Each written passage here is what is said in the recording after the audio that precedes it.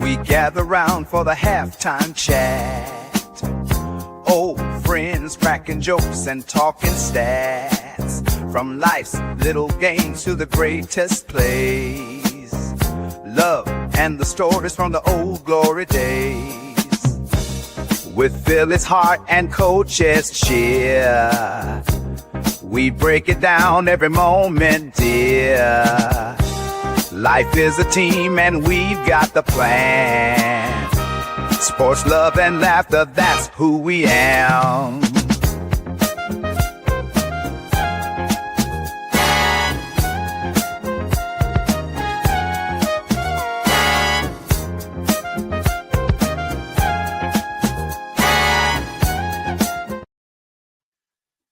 What's going on? What's going on? What's going on, everyone? Thank you all for being here today, tapping into another Halftime Coaching Adjustment Show, episode 29, man. Going along nice and smoothly, so we're here, chilling, two old farts, talking sports, life, everything associated with it, so sorry we're a little bit late. We all have things that we have to do, so we handle our business first, but we're here. So appreciate you all. So how you doing today, Halftime? Doing all right, just taking day by day. I feel you. Same here. Oh, God, I'm just taking it day by day. Yeah, whatever really? It throws at me, I just take it day by day. There you go. What's up, Nick? Thanks for tapping in. I didn't ignore you on Wednesday when you were with me and NYG. That's not me singing. It's AI generated, man. I'm gonna be real. It's AI generated. You could do that, go in and program it and tell it what you want it to do. And if you want a male singer, female singer, if you want a specific vocal style, it's interesting nowadays. So what's up, Nikki Steves? Thanks for tapping in, man. Appreciate you, man. So what's up, Equal Uncensored? Thanks for tapping in. AK. Oh, that's AK. What's up, AK? Changed up on me. I didn't know that. Okay. So appreciate everyone being here. Y'all know the routine. Hit that like button. Subscribe if you haven't already done so. Sharing all your social media. Make sure you go into the comments and give us your input to the conversations today. No, that's not Allen Iverson singing. That's a good one. That's a new one. So that's a new one. He could do that too. He's pretty good. Now, if you said rapping, I could say okay, but singing, no. Again, that's AI generated, guys. So my studio days are long gone.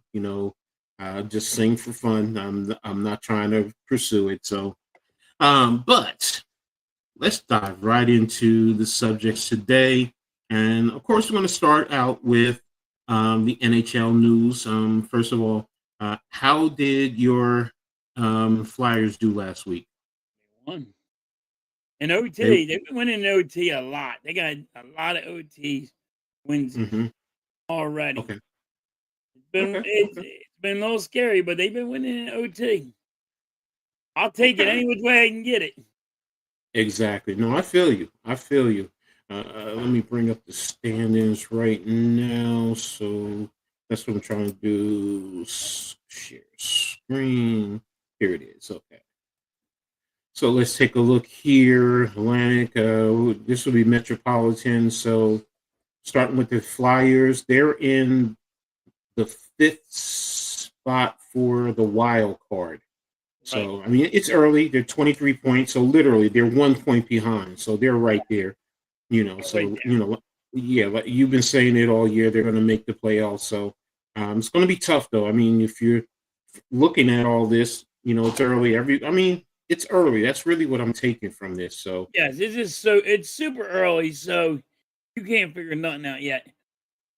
Like I said, the Penguins are a shock. Look at them; they're up there. Oh, I'll go back to that.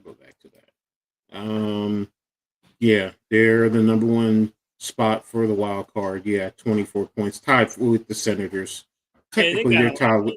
It's just so super early right now. Yeah, really. So, um, well, you guys are playing when are you playing the Devils today, right? Playing the Devils at 7. Okay, you're streaming that tonight. Yes. Okay, okay. Then I'm So, trying. I guess I'm going to stream the Sixers and then the Eagles tomorrow. oh, okay, okay, okay. There you go. There you I think go. I'm doing So, both. I don't know yet. I got you. I got you. I got you. I got you. So, let me get caught up in the chat real quick. I once got thrown out of a karaoke. How do you get thrown out of a karaoke bar? He's trying to say he sings so bad he got thrown out of a karaoke bar. That's Still, like I've me, heard Blake. some. Don't worry. That's like me. I'll get thrown out of a karaoke bar. What's up, Blaze? I've heard some bad singing now. Come on now, but you don't get thrown out. So, I get thrown out. I got a bad voice. I'm not a singer. oh man, I get you. I get you. Nick Jalen Kelvin needs to go. Okay, and playing the Penguins rule Flyers. Hey, Okay, Blaze. I'll There see in you the go. playoffs. Don't worry about it, Blaze. Hey, that'll be interesting. Um, the two teams in Pennsylvania. So, and let's see. As far as the tri-state, you got the Devils, the number 2 team in the Metropolitan, Islanders right behind them, and the Rangers overall they're bringing up the rear in a sense. So, NYG says it all the time. He doesn't know what's wrong with them. So, but Carolina finally took the Devils. So, Yeah, 'cause I know the Devils were up there for a while. So, the um, I Devils, mean, Devils were up there. how do you feel these teams are playing? You know, the New York teams, the tri-state teams. How do you think they're doing so far? The New York, I think the New York Islanders, they're the real deal. I really do. They'll be in there, and you know, You sang over the rainbow and it was over. Okay. hey, singing Okay. over the rainbow. I- Remember that TV show when I was a kid? Mhm. Um, Devils, I can't stand the Devils. I really can't. I hope they don't Mhm. make it, but they will. That was in the fair. Sanderson. Ruckus is getting The their butt. Devils just got the Flyers numbers. That's why I hate them so much. You hate the Devils more than the Islanders? Yeah. Oh wow. Well, I Well, mean, that's you're South Jersey, because the so yeah. Devils have the Flyers numbers. And it Mm-hmm. doesn't matter when we play the Devils. We struggle. Mm-hmm. Okay. I got you. I mean, the Devils are at 27 points, while the Islanders are 26, which the Flyers are literally 3 and 4 points behind those two. So, Right. so I mean, it's there. So, let's see. Overall, Carolina is number 1 overall. The Devils are number 2 overall. So, Boston is number 3. Am I missing someone? Yeah. No. Okay. That's the Eastern. Okay. So, how many games do they play in a season? Let's see. Hold on. What is it? 83? Okay, yeah, it's real. Something like that. It's like in the Yeah, 80s. yeah, it's real. I remember the movie Under the Rainbow with Chevy Chase and the Little People. You remember that one? No, I don't remember that one. no, I'm trying to remember. No, I don't, Blaze. I don't remember that one. I got to look it up and see. So, I mean, when I think of Chevy Chase, I mean, it's always family vacation or Ghostbusters, things like that. So typical slapstick. So, um, mm, Ohio State scores again. Here we go. So, am I surprised? No.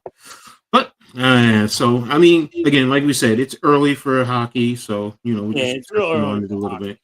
bit, So, but we'll stay up to date with it as we go along, um, and in the season. So, but we're going to go ahead and we're going to move on to the next topic, which is going to be the NFL, and we're going to dive right into it. That's going to be the meat and potatoes. And the first one, let me set the stage before. Um, it's And I saw this yesterday on Sportsmanlike. They were talking about this. So, and the subject is, um, and again, not the commentators. They said that they heard this, so they don't believe it. But they heard the Eagles did not, or they were. The question was, did the Eagles not trade AJ Brown because they don't trust Jalen Hurts? Now I asked Halftime about that, and he said he's heard a little bit about it, but you go ahead and dive into that, that subject matter. So What's your thoughts yeah, on it? it's been listen, you got Seth Joyner, Derek Gunn, you got Hugh Douglas, you got people keep on coming in here. There's more and more um people saying there's something wrong with that locker room, and it's Jalen Hurts is the problem. Now, Mhm, my thing is you have to look at things like if you hear what the coach says, sometimes you can put pieces together. That's what I do. I like mhm, listen to mhm, everybody's story, and I put some pieces together, and I take what I think is going on. mhm, But mhm, when the coach will say, "Now, there's not one man that won the Super Bowl. There ain't no mhm, one man that lost a game." mhm, Is Jalen Hurts' head so big because he won the Super Bowl that he thinks it's me? I did it all by myself. It wasn't mhm, AJ Brown. It wasn't Devontae Smith. It wasn't Saquon Barkley. It wasn't a team effort. It was just me. Like mhm, he's the lone horse. I don't know that. mhm, And mhm. right now, that's why they're like trying to make the peace. So I heard that Jeffrey Lloyd went down to the field practice field and talked Mhm, to AJ Brown, saying, mhm, "We don't want mhm, you to go nowhere. You know, you're the real deal. We want to keep you and all that." mhm, But these reporters, you got to like you know Steph Joyner and you know all them guys. Some of these guys don't have. They don't need to argue about. You know, they don't need to start a rumor. Their names are already big. They're already making money. It ain't Bill. It ain't Billy Bob just becoming a reporter saying, "I'm gonna crack the leak and I'm gonna spread rumors." They're mhm, too old to be spreading rumors and playing kid shit. You know what I mean? mhm, Oh well, mhm. Derek Gunn just hates Jalen Hurts. No, that ain't the case. Derek Gunn's been freaking a reporter for the Philadelphia Eagles for a long time. Mhm, According to mhm, Jalen Hurts was thought of in his twinkle in his daddy's eye. So stop this. You know what I mean? Like mhm, mhm. you gotta take, you got it, but yeah, I get it. There's a lot of rumors going around. You got to pick it apart. I don't know exactly, but they got to fix this locker room. Nah, I feel you. I feel you. That's a big thing. What's up, Lou? Star Wars said huge blow to the Queefs. My home is devastated. I don't know what that means. Star Wars is sipping on Grandpa's cough syrup again. Uh, Dag gummit. Denmark's words was supposed to be. Look, did I expect them to beat them? No. But uh, I mean, you also had their two-star wide receivers out, and you are supposed to have prolific wide receivers also. So, and this offense is being completely shut down. So, but there is one man who got to 4 Super Bowls in a row, the legendary halftime's favorite, Jim Kelly. Please. I get the Okay. impression. Yo, I don't get that deserve impression it hurts. the respect y'all give him. Hurts is also an emotionless robot. He has trouble connecting with his teammates. Now I'm going to play something for you guys that I saw on Twitter, and it's also a head coach um, in college, former Eagle, Deshaun Jackson. So let me know if you can hear this. Okay, Like he's brought a lot of attention upon himself. can you hear that? Yeah. Okay, is it too loud or it's good? That's good. Okay, so I'm gonna restart it. And let's do this. Here we go. Okay. People. But you know, I'm a realist, and I gotta speak the facts. I feel like he's brought a lot of attention upon himself. I think he's a hell of a talent. As a wide receiver, you should want the ball. But when you're in the instance where you're doing these gimmicks, or you're out on social media, or you're on Twitch, you're saying all this, it brings more attention to you, right? And if you're gonna bring the attention to you, that means you have to be on your game that much more. Your game got to be superior. Your game got to be top tier. And I feel like the attention he's allowed himself to bring to now, it's like it's a few passes that are thrown his way, one-on-one coverage, and he's giving up, and he's not running full speed. Like all that stuff you probably could have got away with if you didn't bring all this attention to yourself. But now it's like we see it all. And as you could tell, it's something else going on. And I got a great relationship with him. I respect him. I can't say it, but I know it's something else going on. That it's not all about football. It's not about X's and O's. I've had situationships with quarterbacks that I didn't necessarily like. And I'm gonna just be honest. And when it ain't there, it sticks out like a sore thumb. That's all I'm gonna say. Those people. Oops. But all right, so that's a mouthful that he said right there, man. Right. That's a mouthful. Number one, he's talking about AJ Brown, right, bringing a light to himself, and if you're not producing, then that puts more pressure and more people questioning certain things. But then it's also the relationship, and like he said, there's something more, and he knows. So it's like, whoa, what are you saying? What are you saying, Deshaun? I mean, are you really saying this? And he's saying it's more than football. Mm-hmm. Jalen Hurts just got married, right? I believe Jalen Hurts just got married, I believe so. So maybe, I don't know what it's about. Yeah. I mean, Deshaun Watson's tapped in. As an Eagles fan, he's tapped into the franchise. So yes. And especially being a head coach now, even at the college level, even at a HBCU, which is a step down from Power 4. But he's there, and he's going to be recruiting, and of course, he's going to give Eagles insight to certain players that he's recruiting. So, but he also, he's going to give a little to get a little. Like, hey, I'm going to tell you about this player, but you tell me about what's going on inside there, Exactly. So, that wasn't when I saw that. I was just like, whoa, Deshaun is really saying something without saying anything. Right. So, and yeah, we all have to read the lines. Like, that's because they don't want to get in trouble. Submit, because then they won't get the information to get it out. So they're not going to go home on it. Mm-hmm. Exactly. So, all right. Yeah. Thank you, Blaze. Appreciate that. So, AJ is correct, but the way he's going about it is wrong, even if his overall. Look, we all know that, players are going to say certain things. Halftime has been saying it. He said Lane Johnson says it. Saquon has said it. So, yeah, he's correct. But you know what? Your presentation is key. How you present it, your body language when you're presenting it. And then people do it. We all do it. We really do read between the lines. We look at your body language, the tone that you say something.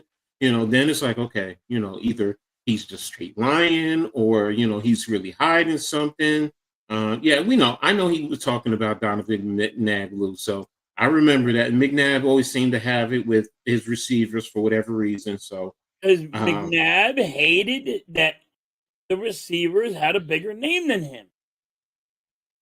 You know what? But McNabb coming out of Syracuse was always thought of highly.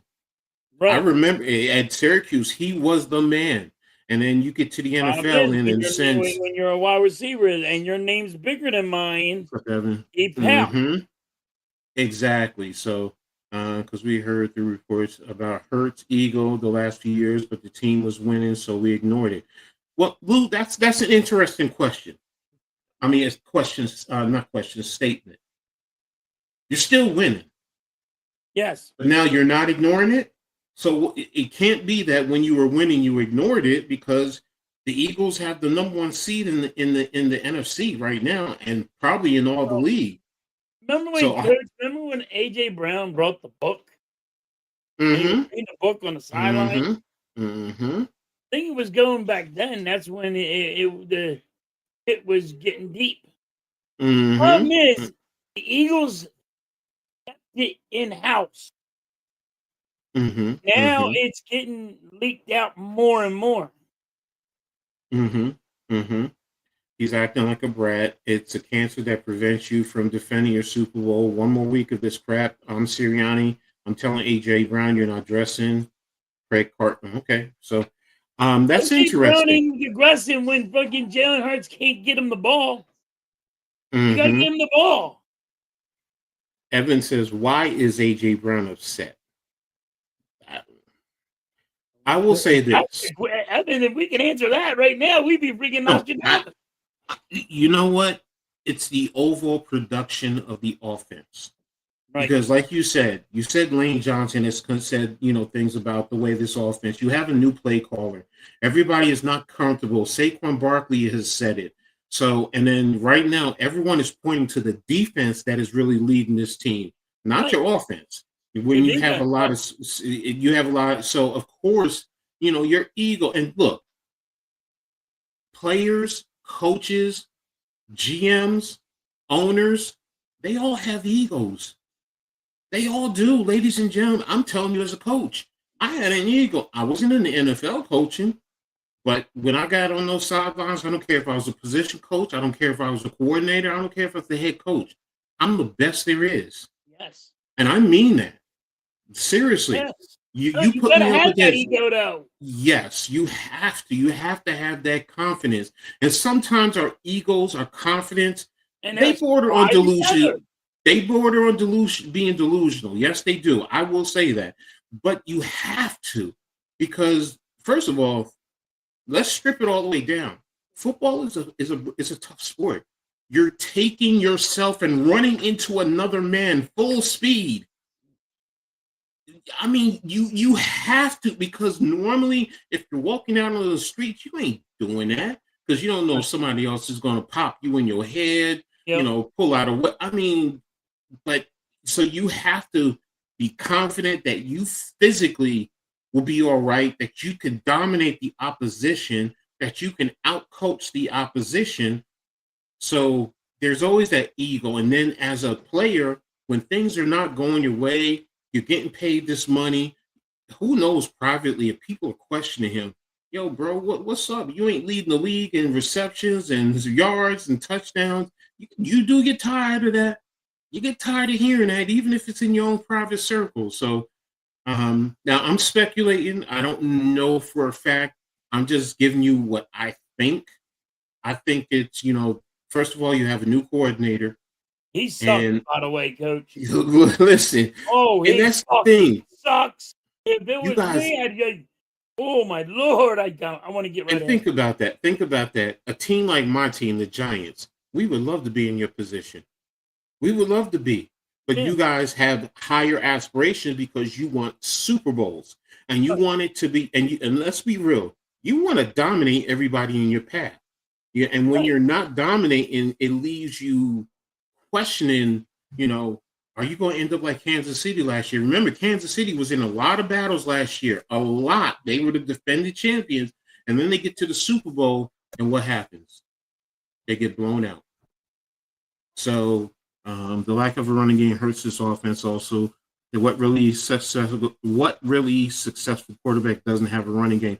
Look, that's a fact. I'm a strong proponent of you need your run game to help the pass game. Play action, forcing teams to adjust so now you can go over the top.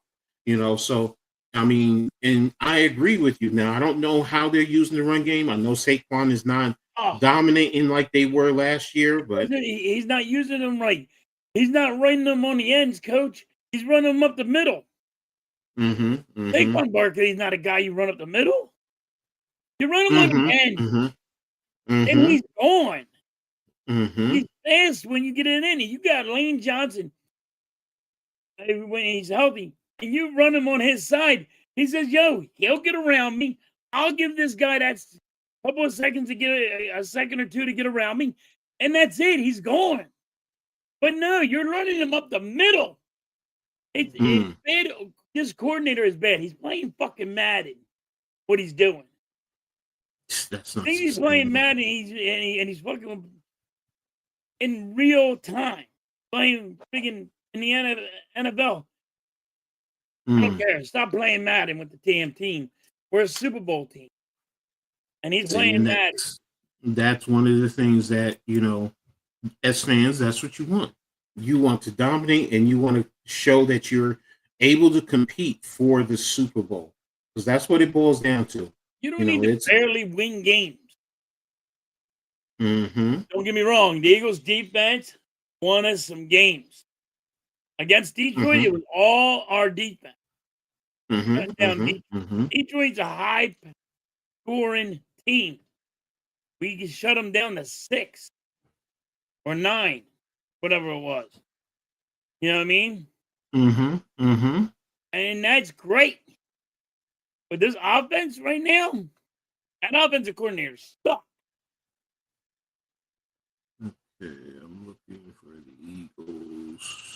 So you guys have scored 29 total touchdowns on the year. It's not giving me the step. Let me see. Let me look at next gen. I'm looking for the points per game.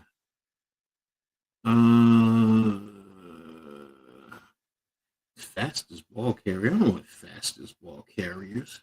Okay, here we go. Points. It's not giving me what I'm looking for. I'm trying to find what your points per game are for the season. So I'll look that up, Lou, just to really see what receivers have had. Wait a minute, Mike. Terrell Owens is no big name receiver? And Deshaun Watson was a big name receiver. When we got T.O., we went to the Super Bowl, Coach. We finally got a number one wide receiver. We went to the Super Bowl that year. But he's talking about Todd Pinkston and, just okay receivers. We had number 3 receivers, not number 1s. We had 3 number receivers that should be 3s, not 1s. We didn't even have a good 2. The only one we had was T.O., and McNabb couldn't take it. His feelings got hurt, and he put his feelings involved. Oh, his name's bigger than mine. He's a Hall of Famer, Off. He is, and that's the point. That's why when you say you don't, you question what he had no big name receivers. No, he did. He did. Even if you want to say he was starting on the back end of his career, but he was still respected. He was double teamed. Defenses really did respect him. So, the offense may not be what it was last year. You're right, Lou. Everybody has to keep it in perspective. You still have to respect the game. So, and AK, I understand. You're tired of talking about it. But it's still in the news. The article I'm talking about and everything is from yesterday. Yeah. It's media driven. It's a big problem because of Jalen Hurts. And don't get me wrong, Eagles fans are going to be upset. But you know what they said, Coach? The only reason why they're keeping Jalen Hurts here is they want to get rid of him.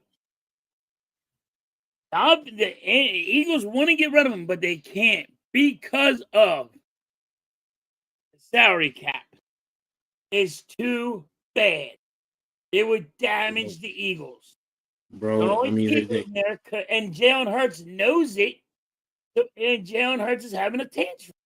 Well, that's also because of your void years in your contract. Because if you trade or cut whatever your dead cap is, it bumps right up. So even if you can do post June, I think he made 100. He signed for 125. So it's like 75 million, like a year or something.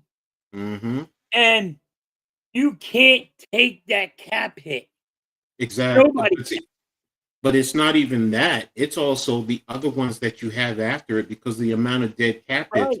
I forget. Somebody was just saying it. I was in a Twitter space, and they were just talking about that. And they said the Eagles, the void years. Yes, you guys use the void years very well, but they're always going to come up and creep up on you. And Right.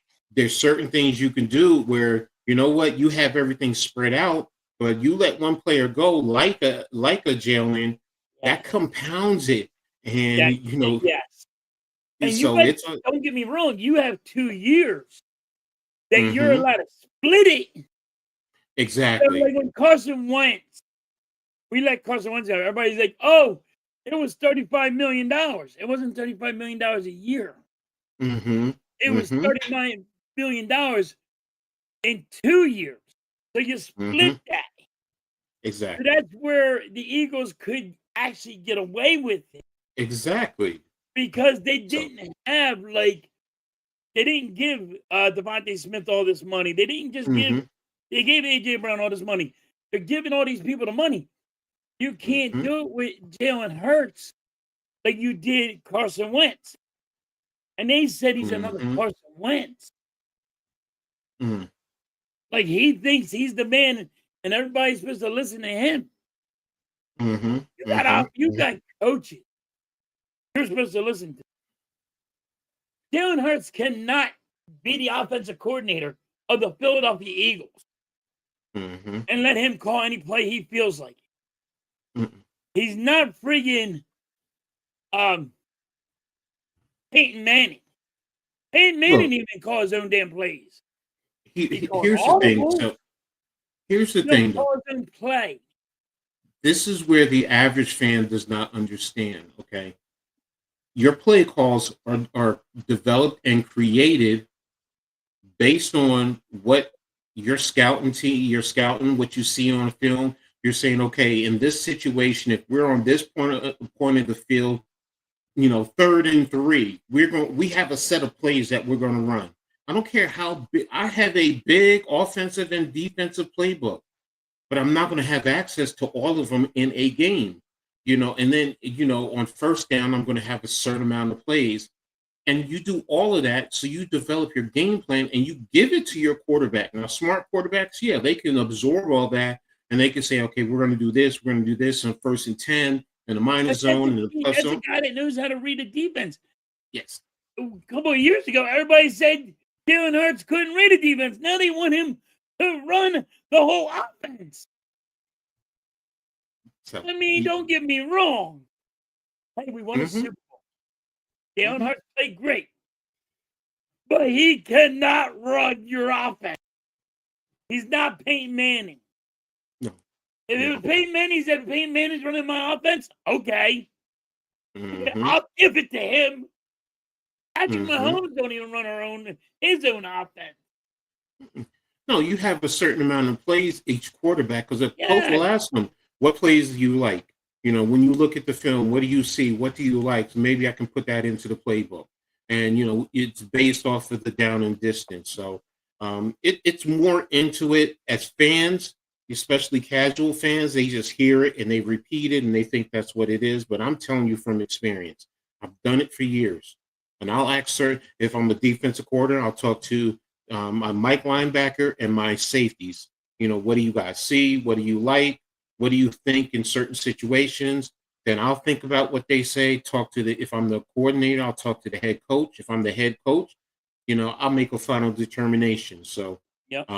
it's more into it. It's a lot intricate, but you're lucky if you have smart players where you're able to do things like that. So, and I'm not saying Jalen Hurts isn't smart, but it takes a whole lot more, man. It really does. And if a team simplifies their playbook for a quarterback, that tells you all you need to know and you also want to play to your players' strengths. Right. So But if you, Jalen if you Hurts can't even throw the ball and lead his receivers.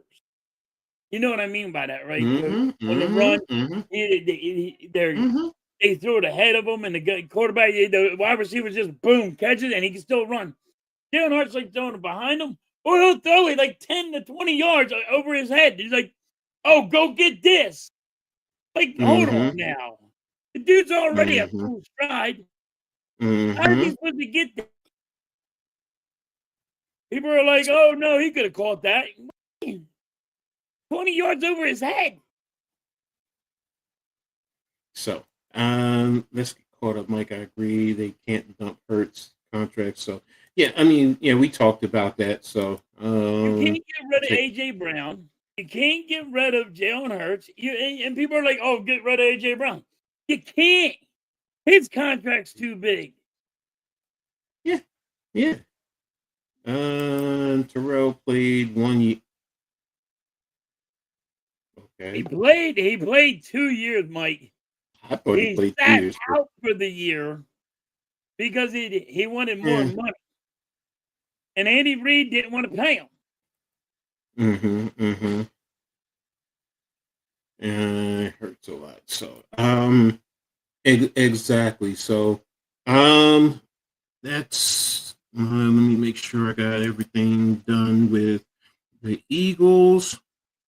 Yeah, and I'm looking and making sure I don't have anything else that I said I wanted to talk about. Oh yeah, here it is. I did want to talk about this. Oh no, that is Deshaun. I did that. I just did that. Yeah, you Okay, did the that's what I Sean thought. Jackson one. Yeah, so I'm good there. So right now we're gonna move on. Yeah, gotta do it because it's my team. Um, the Jackson Dart is out again with a concussion, still the same concussion. So Jalen Winston is making the second start. So um, I'm going to start and talk about that first. I was surprised, to be honest with you, because I thought when they said he was practicing this week, I was like, okay, he's probably going to go ahead um, and play, which I thought, but you know there's something else going on medically. But hey, look, I'm going to say this: that's smart.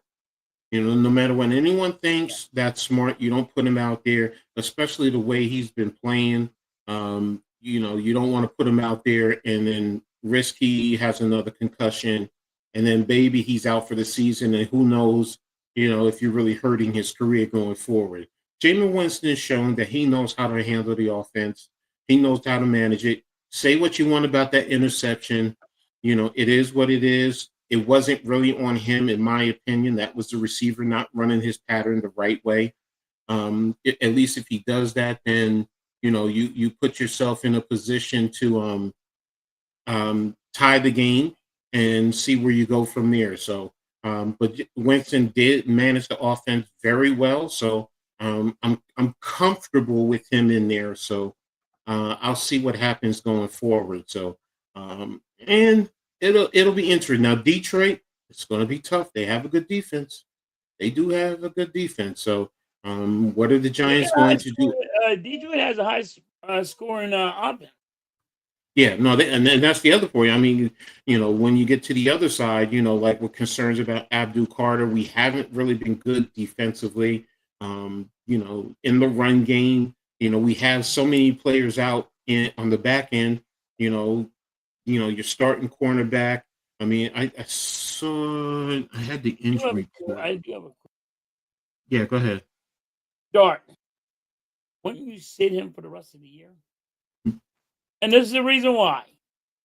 You're not in the playoffs, Mm-hmm. right? Mm-hmm. Would you sit him because you don't want to get him hurt? Well, For what? you're in a catch-22. Okay, and Because here's I why. get it. Their fans are going to want to see him. No, it's not even that. It's not even that. And that's where the money is. I mean, you got to follow the money too. It's not even that. Just Here's don't the wanna- I here's don't the want to hurt thing, the guy. halftime. Here's the thing, halftime. You also have a coach who's trying to say, "I want to be the head coach." You gotta So if you strip him of that, then you're not giving him a fair opportunity to win the job. Because right now, I've said it before, it's Mike Kafka's job to lose. Like if he was to win out the rest of these games, he's going to be the head coach for next year.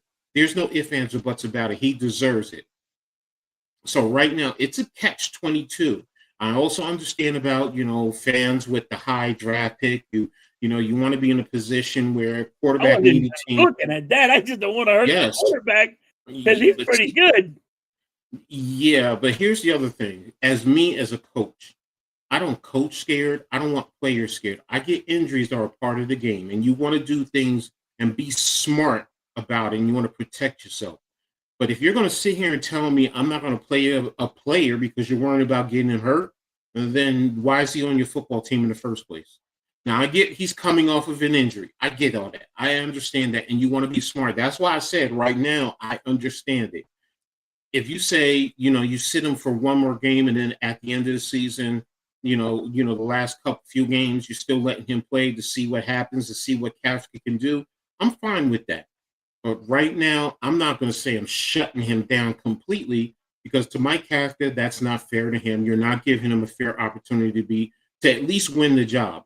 My thing is, like, you bring him back, he plays, right? Mhm.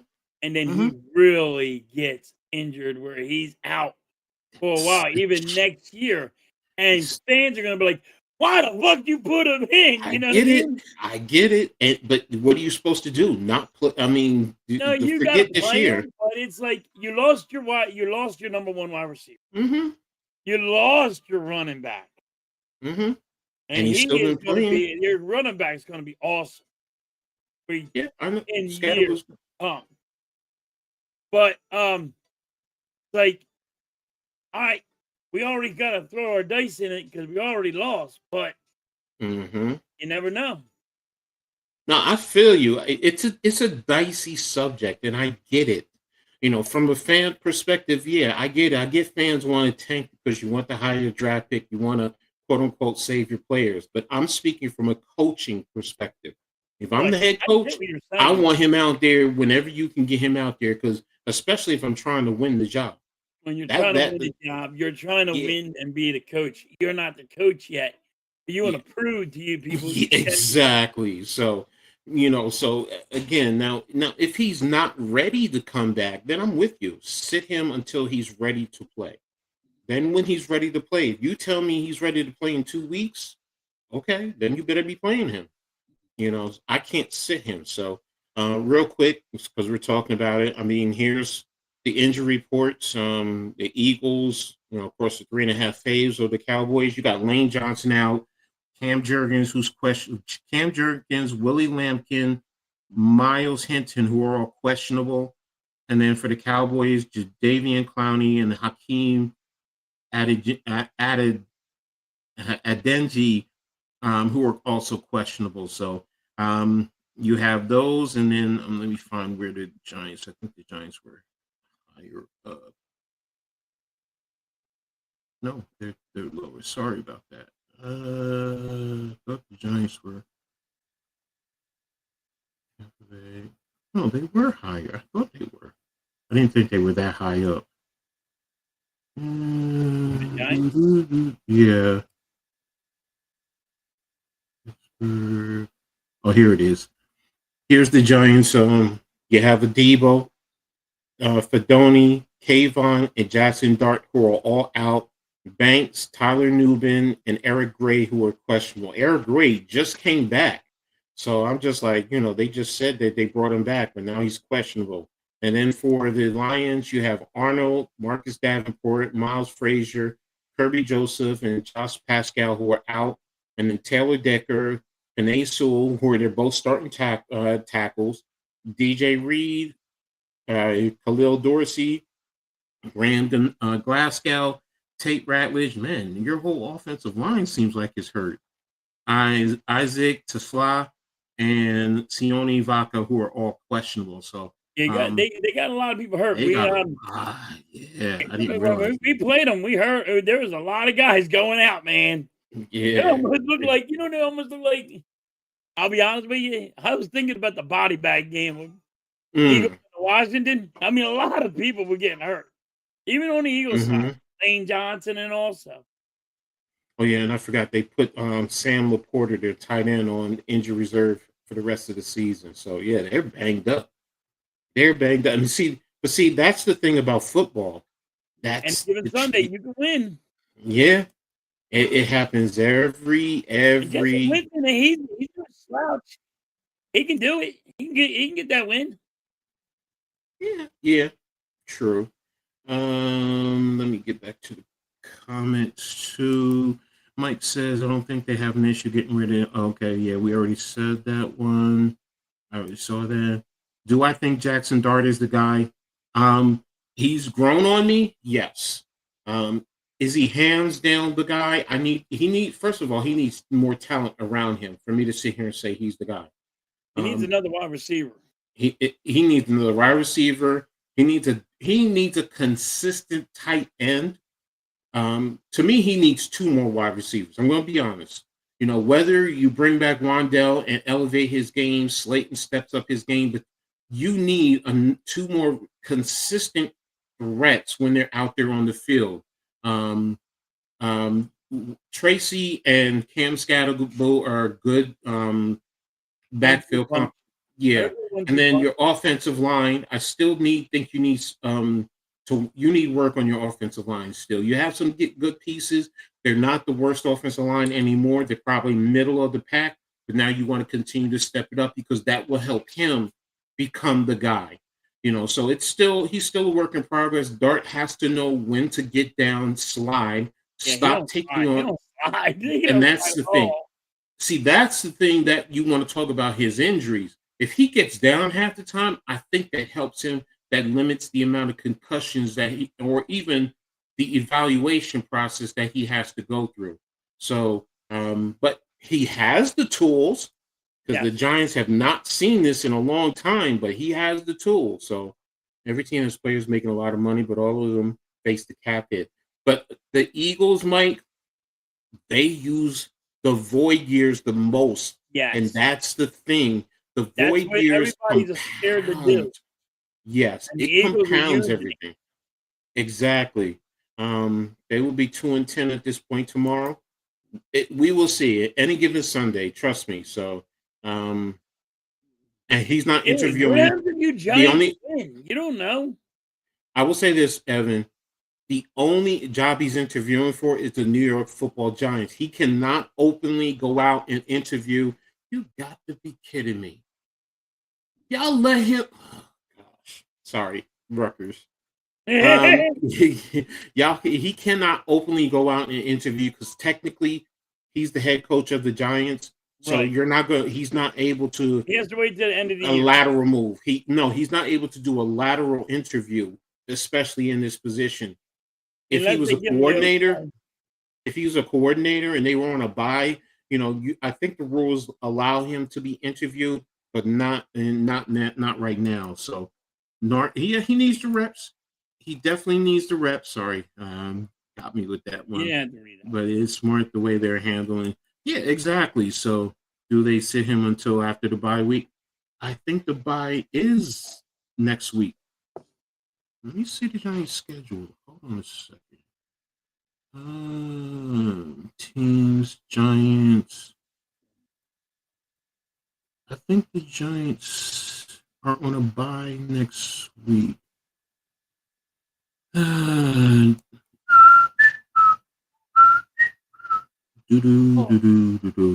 we go. Schedule. The New York Football Giants. Next week. Oh, no, I'm sorry. Monday night they have New England. Then they go on the bye. So, I mean, they could sit them. But again, you also have that. You have that extra one day before you even go to the bye. So if he's good, you can still play him. Knowledge is through the roof, man. Thanks, Nick. Halftime, I saw a great goal earlier past someone's farm and thought of you. I saw a goat earlier past someone's farm and thought of you. Okay. Okay. All right. He needs 2 receivers, more linemen, and another tight end. Yes, exactly. And a good coordinator, and head coach. Yeah, he needs to slide. I mean, that's the thing, man. That's the biggest thing. Teach him how to slide. And that's why he got a concussion. He didn't slide, but he landed on his head. Exactly. Knowing when to slide, when to take it down. And, I get sometimes fighting for that tough yard. You want to fight for the tough yards at the goal line. Right. You're trying to get that touchdown. And it depends. If you're going to do it for a first down or something like that. But see, sometimes how many quarterbacks have you seen slide before they get to the first down? No, sometimes it's, you know what, live to fight another day, slide then, and the down the distance. If it's third down, I'm with you. I'm with you halftime. But if it's second down, get down and slide.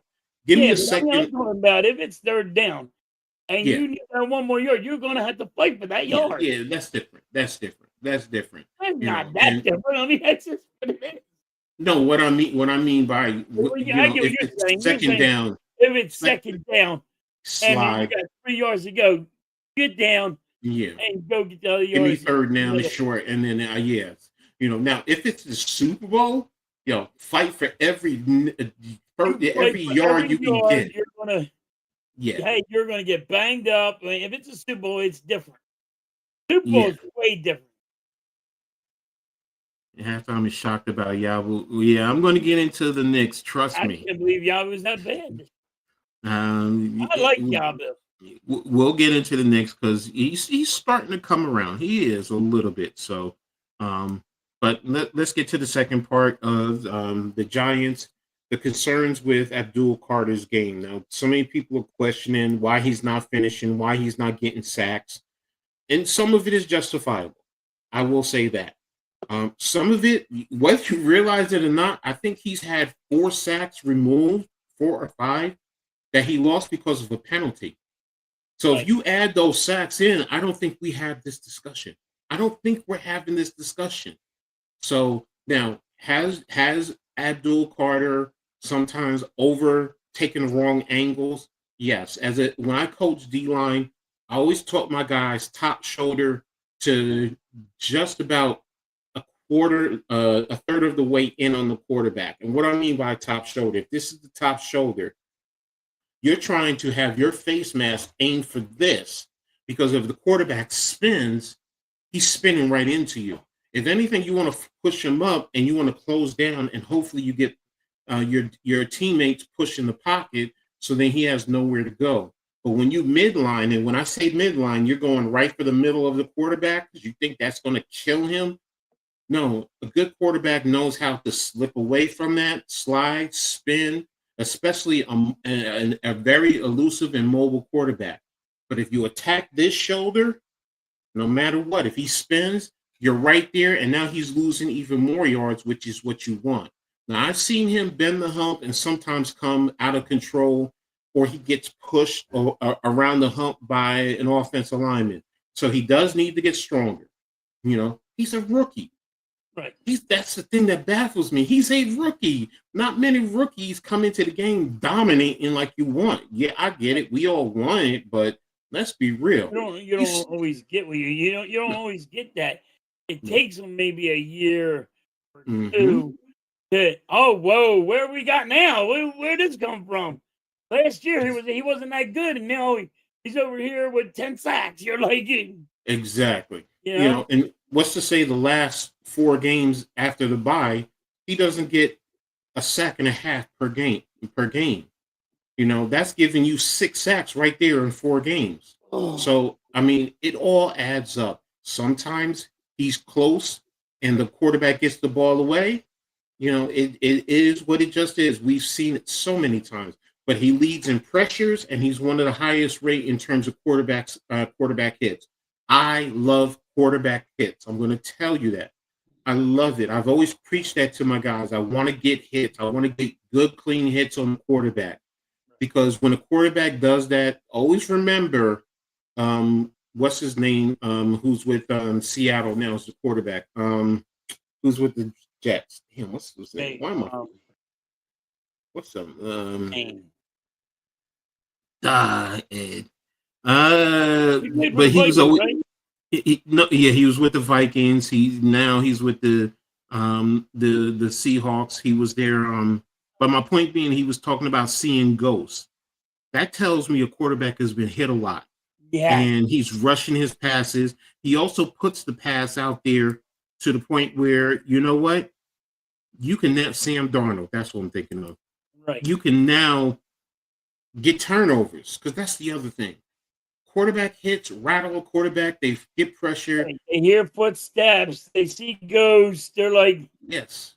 And here's the thing that I always, tell, and I'm not saying don't get sacks.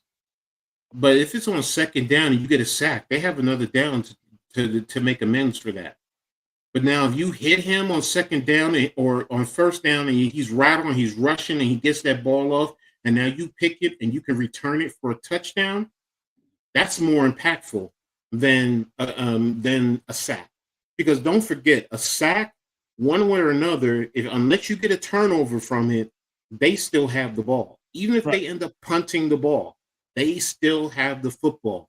Yeah. But if you get good hits, and that's the thing. Now, if you get sacks and you hit him hard, a good, clean, hard hit, and he gets rattled off of that, cool, I'm with that. I don't have a problem with that. But I want to see it lead up to turnovers. That's my whole point. That's why you want sacks. You want them to hear footsteps. You want them to see ghosts. You want them scared out of their fucking skivvies. Exactly. Thank you, Evan. We try our best to give you guys a great content. So he needs to contain those edges a lot better. He needs to be more consistent in the run game. But he also needs to get stronger. He needs to sustain the blocks. He doesn't need to get driven out. I've seen some clips where he's always losing his footing and the offensive lineman just washes him right to the ground. So he needs to play better. I'm not saying he doesn't, but he has the talent. And I think he will be fine in the long run. So we gather around the halftime chat. So when they say he's a bust after 1 year, this is the thing. After 1 year, you can't say nobody's a bust. But that's the problem. Fans are like that. They want these players coming out of college to instantly hit the ground and dominate. And it's like, first of all, the NFL is too damn good. This is the best of the best. And here's the thing. The best of the corners, the best of the wide receivers, the best of the friggin' linebackers. It's the best. And here's the other thing. You just can't get this overnight. He's what, 22 years old? Yeah. You're going up against grown men. You're going up against grown-ass men? Come on, man. Come on. You can't it doesn't work that way. Trust me, I'm going up against some young kids. You can start seeing it. Like, if he does these certain things, he's going to be hard to reckon with in years to come. What's up, Gregor? Thanks for tapping in. Yeah, Nick, it wasn't me singing. So thanks, guys, for letting me know Sam Darnold. So Cameron says see you tonight, for the hockey game. So, but yeah, that's the thing with Abdul Carter. And I mean, you want now see his specialty is being in and rushing the passer. So, but you got to start by taking away the run game, making it third and long, so that way they can go out there and he can do his thing. But also on the back end, DB sometimes got to be in position so the quarterback holds the ball so he can also get there. It works hand in hand. Right. It does. I mean, that's what, like with me, any team that plays me, they know. Here's the one thing they know. Coach Ed is going to show you too high, but he's going to roll his coverage. He's going to move. So it's not always going to be cover two, whether it's man under, too high, whether it's quarters. He probably rolled to sky, cloud. It doesn't matter. Cover 5, cover 6, it doesn't matter. That also forces the quarterback just to hold the ball, which can allow your defensive linemen or your linebackers who are putting pressure to get there for a sack. So that's why your corners have to play the wide receivers tight. So it gives where the quarterback is back there saying, I can't throw this ball. Because that's fair game. That's like a toss-up for both of them guys. You don't know who's going to come down with it. So he has to keep control of it. And then your defense, a freaking line, has more of a time to get to him. Exactly. So yes, it works both ways. And say if your corner is not as good, you hold him just enough, your defense will get him to throw the ball where, all right, here I am, and it went to me. You know what I mean? It was actually the defensive lineman that did it. So, exactly. It's a catch-22. Yeah, exactly. But see, that's the beauty of a team sport. That's why I love football, because it's a true team sport. You can try and say it's about the quarterback, but no, it's about everyone. You need everyone playing together to be able 11 to on 11. You need exactly. So 11 damn people to show the hell up. You don't want to exactly. keep thinking 10 and one to wink link. That wink link is going to get beat. My family is stupid. I'm sorry. I said my family. We were talking about drinking the liquors from the 1990s, early 2000s. Some of the liquors that were out there. So we're lucky we're here, because some of the stuff we used to drink. You ain't lying. So yeah. So like absolute. Yeah. We're talking about right now. We're talking about Mad Dog 2020, Bacardi, Aftershock. That dog didn't have a bad taste. No, it didn't. You know what happened? What happened, Coach, with Mad Dog? It'll sneak upon. Yeah. See, my drink afterwards. I'm gonna be honest with you. My drink back in the day was Cisco. I love Cisco. So, and it was a step up. It was 2 steps up over Mad Dog, really.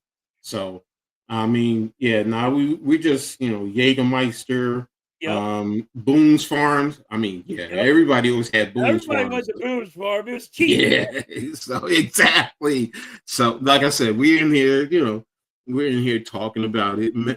Thinking about back in the day. So. Back in the day when I was young, I'm not a kid anymore. I've seen some TikToks and people are doing Absolute. I'm like, they're like, oh, we're gonna take a shot of Absolute. Watch us with no face. Like, fuck you are. I don't know what you're doing, but you ain't doing that. Okay, Blaze. I drank Mad Dog, Night Train, Oldie, St. Ives, Alizé, Gold Slick. Exactly. See, I'm with you. Man, you gotta take a breath on Goldslager. It's pretty good frozen. I also used to drink Everclear straight. Give me Everclear, and I didn't drink no little shots. I used to take the glass and I used to pour it in like it was soda and drink it. So, oh man, but yeah, like I said, my back in the days, I still have this. Yeah, exactly. Oh yeah, I heard it was coming out, so I definitely have to check out De La Soul. So. All right, so let's go ahead and move on. And yeah, Jungle Juice, that's for sure. Yeah. Here's really where people didn't want to mess with me. Like I would be at this one bar and I'd ask the bartender, "Can I come make my special drink?" And after a while, he's like, "All right." And I would just take whatever dark, or whatever light, and just pour it in a pitcher, and I would drink it.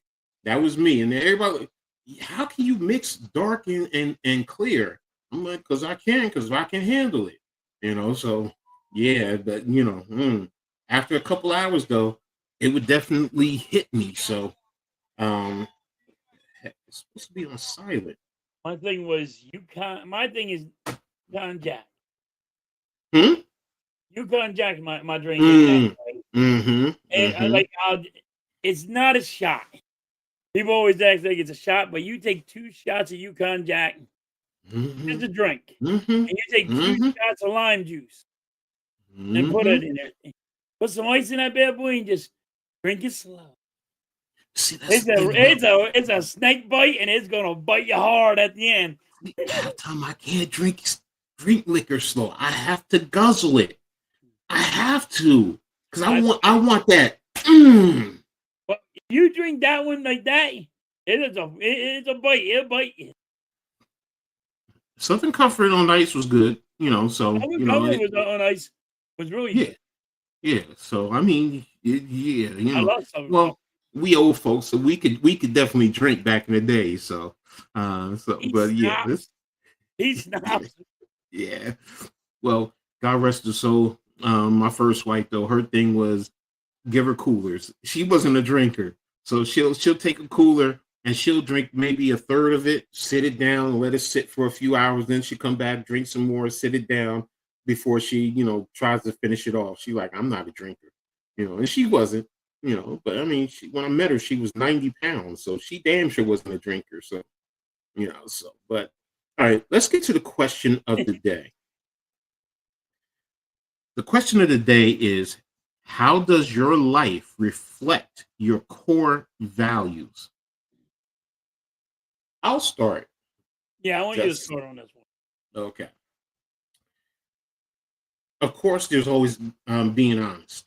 You know, and I'm not saying I always am honest, but for the most part, I'm an honest person. I'm going to try and keep it as real as possible, even if I'm trying to be politically correct. I'm going to be there, hardworking. When I was able to work, yeah, I was a hard worker.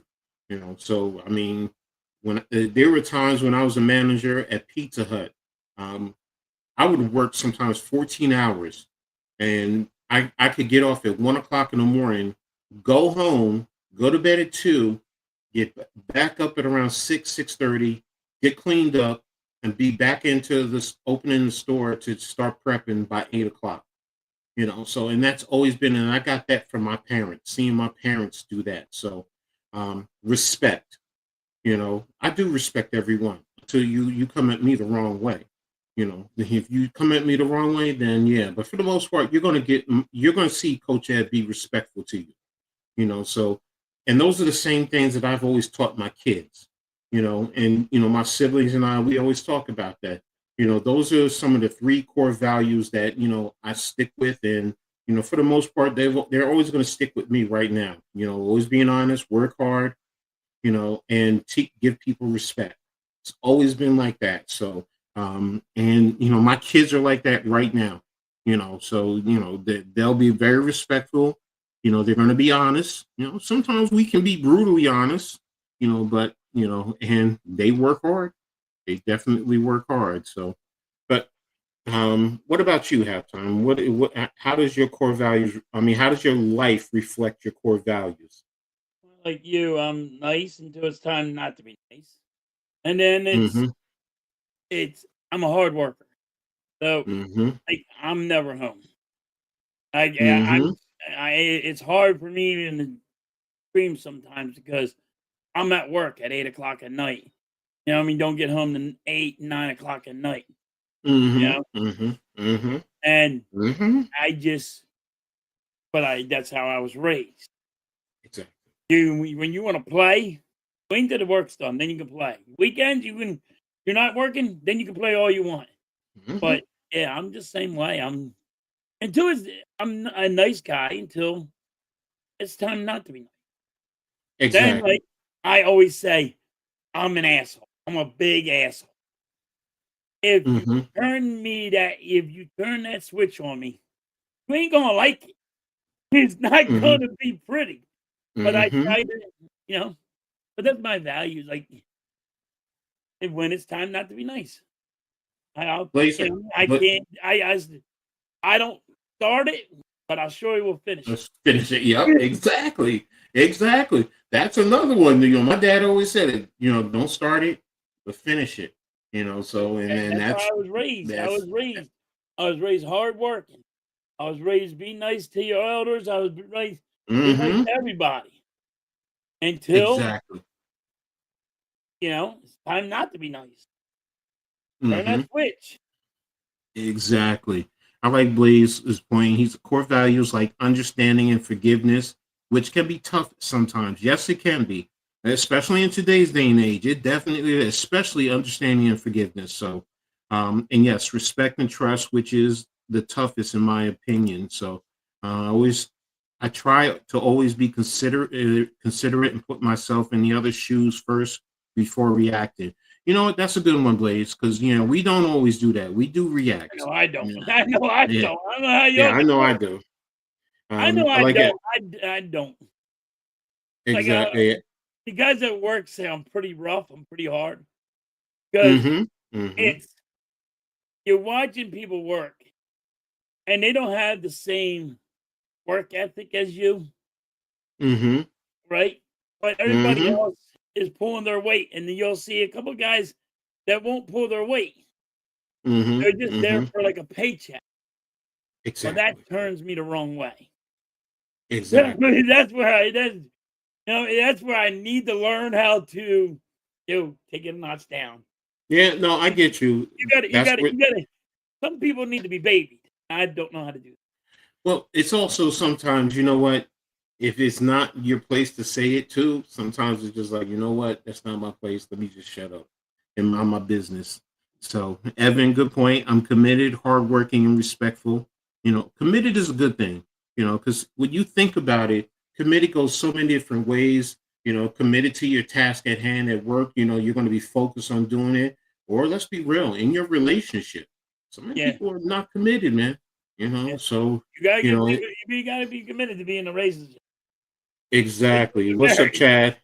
What's up? How you feeling, man? Yeah, you know how we do. Clap, clap, smack, smack. So, Good, Chad. uh, so, um, oh, they really messing with you. Yeah.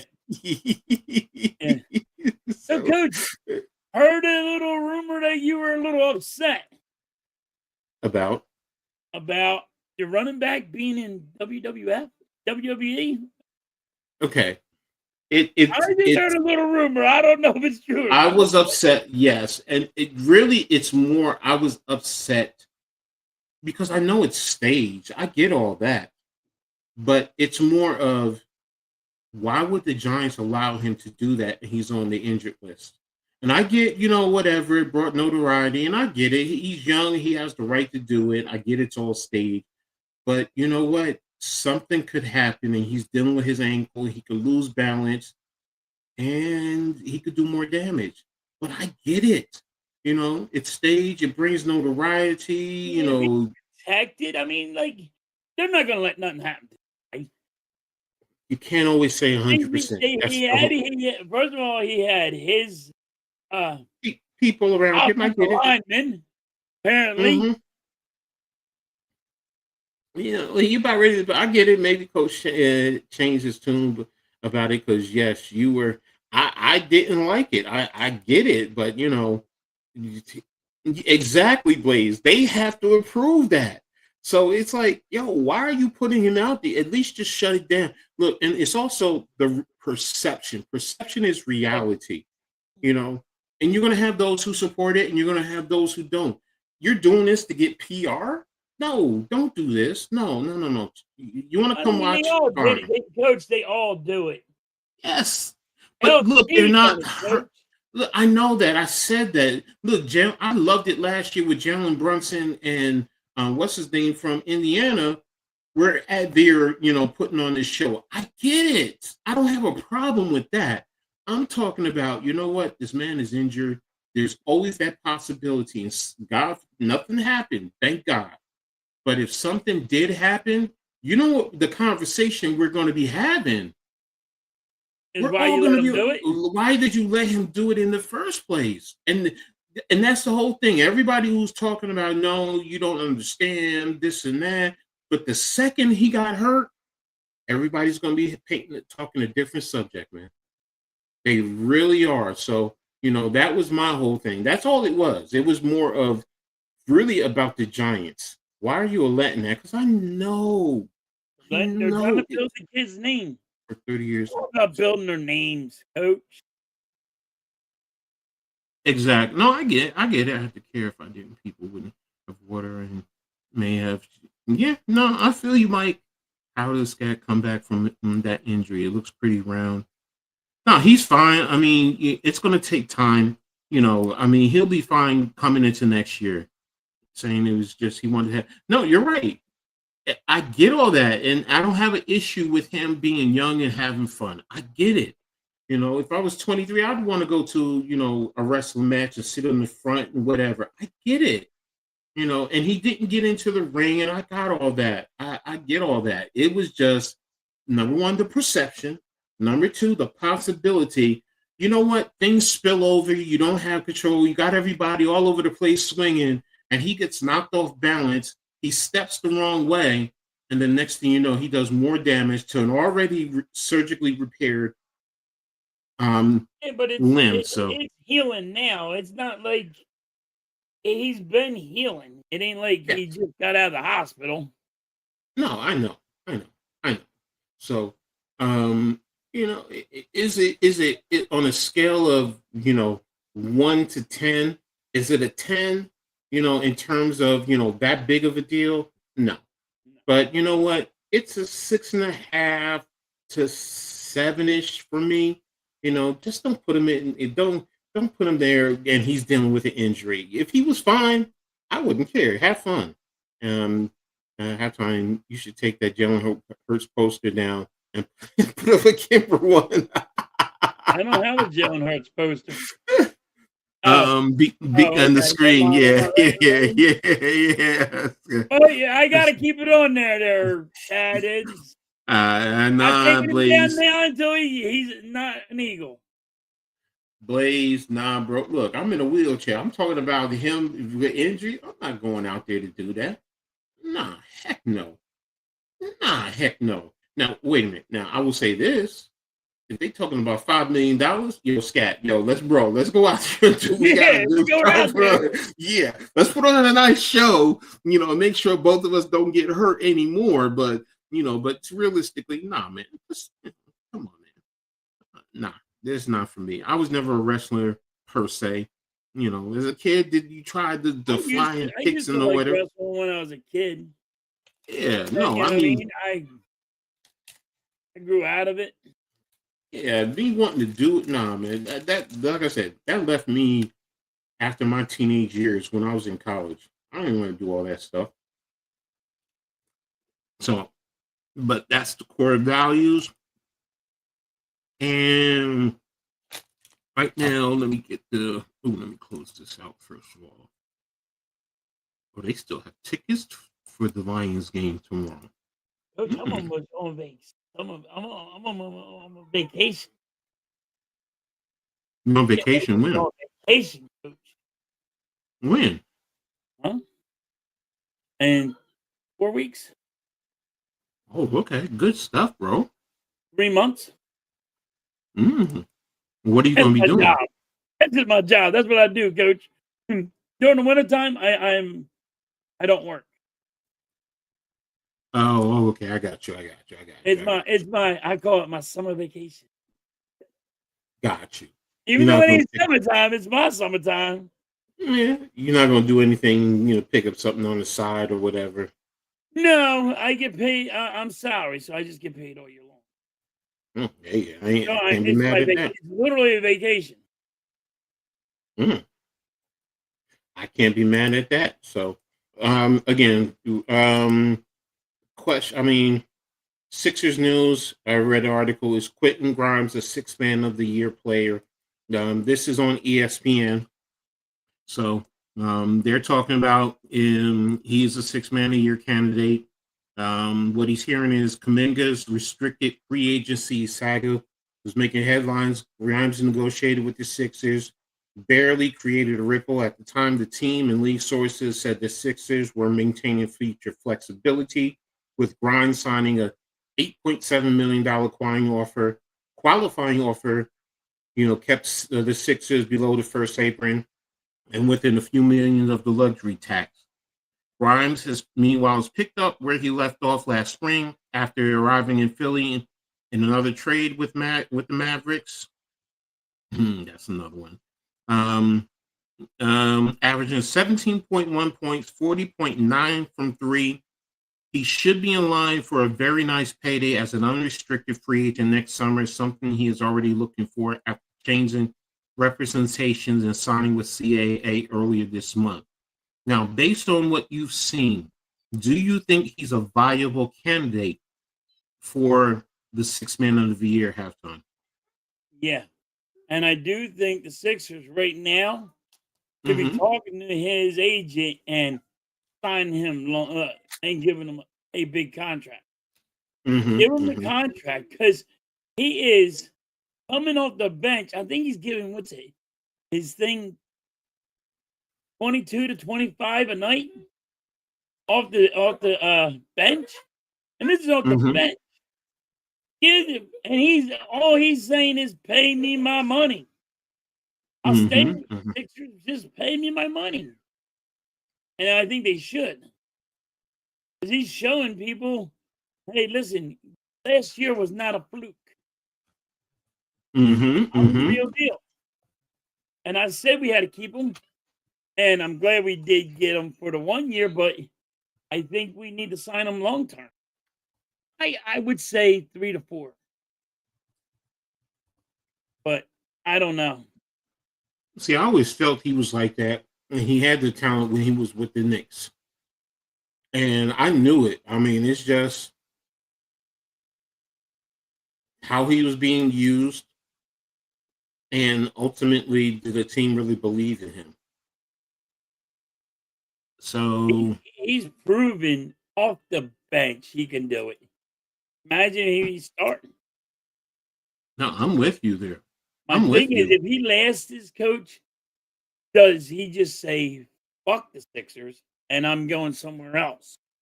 Because now they're going to say, hey, you're a starter and you're not just going to be on the, you're not coming off the bench.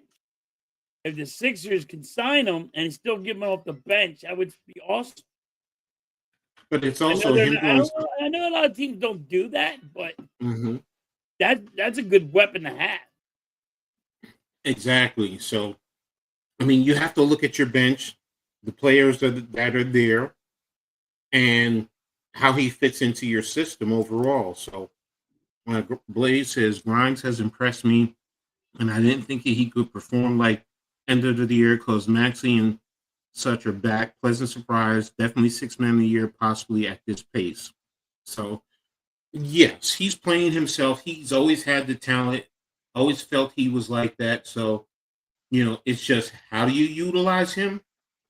Take advantage of his skill set. So, I mean, like I said, when he was with the Knicks, I definitely thought he was definitely one of those top players.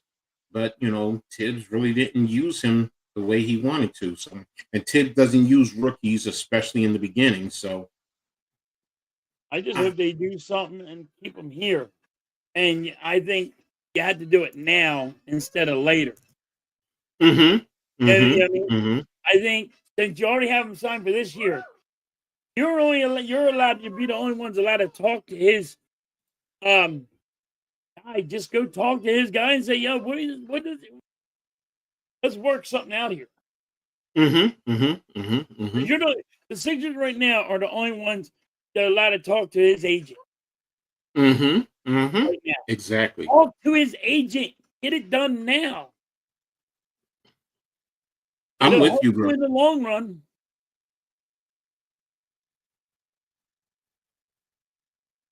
If he leaves here, if he becomes a free agent, he's not coming back.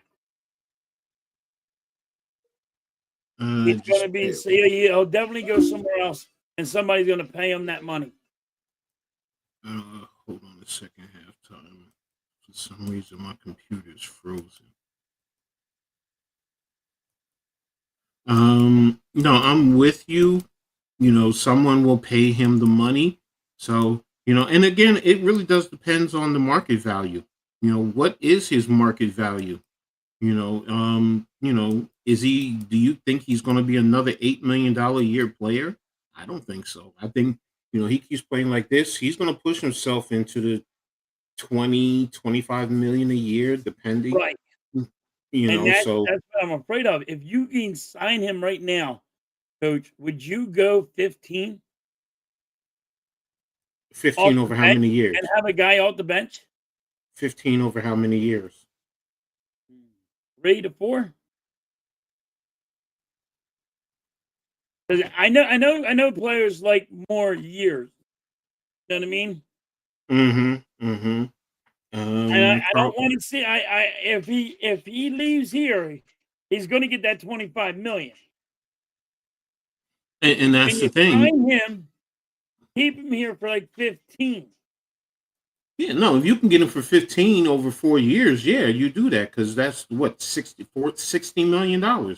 Yeah, And how many, it's all guaranteed. So yeah, he's probably going to say yeah, as opposed to going somewhere else. And you know what, he may get 2 or 3 years.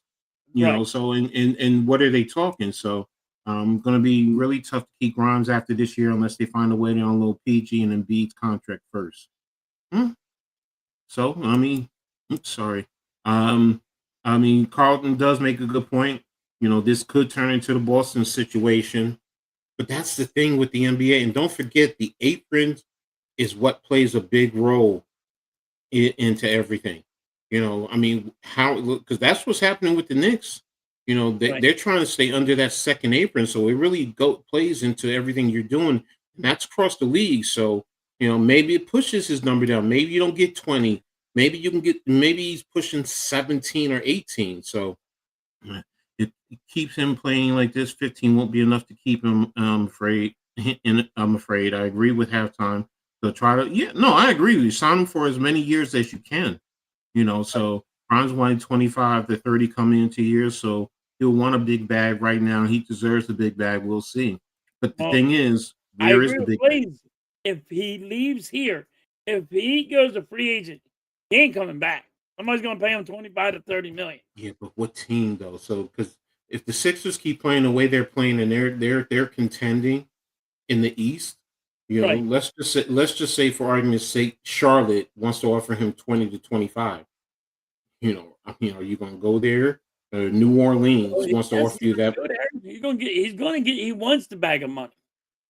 So you want the money, or do you want to compete? If you give him the years, he'll see the big picture. Like, oh, I got more years here instead of the bag of money. I got the long-term bag of money. Because somebody's only going to sign him for 3 years or 2 years, you know, at 30 million. Give me 1 second. I'm going to step out, and then I'm going to come right back in because my camera is off on me. Hold on. I'll be right back.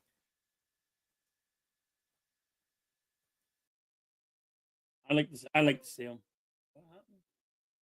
I like to see Grimes here. I think the Sixers should do it. I'm not going to move my boy Coach. I'm the coach. But hopefully it happens. Okay, here we go.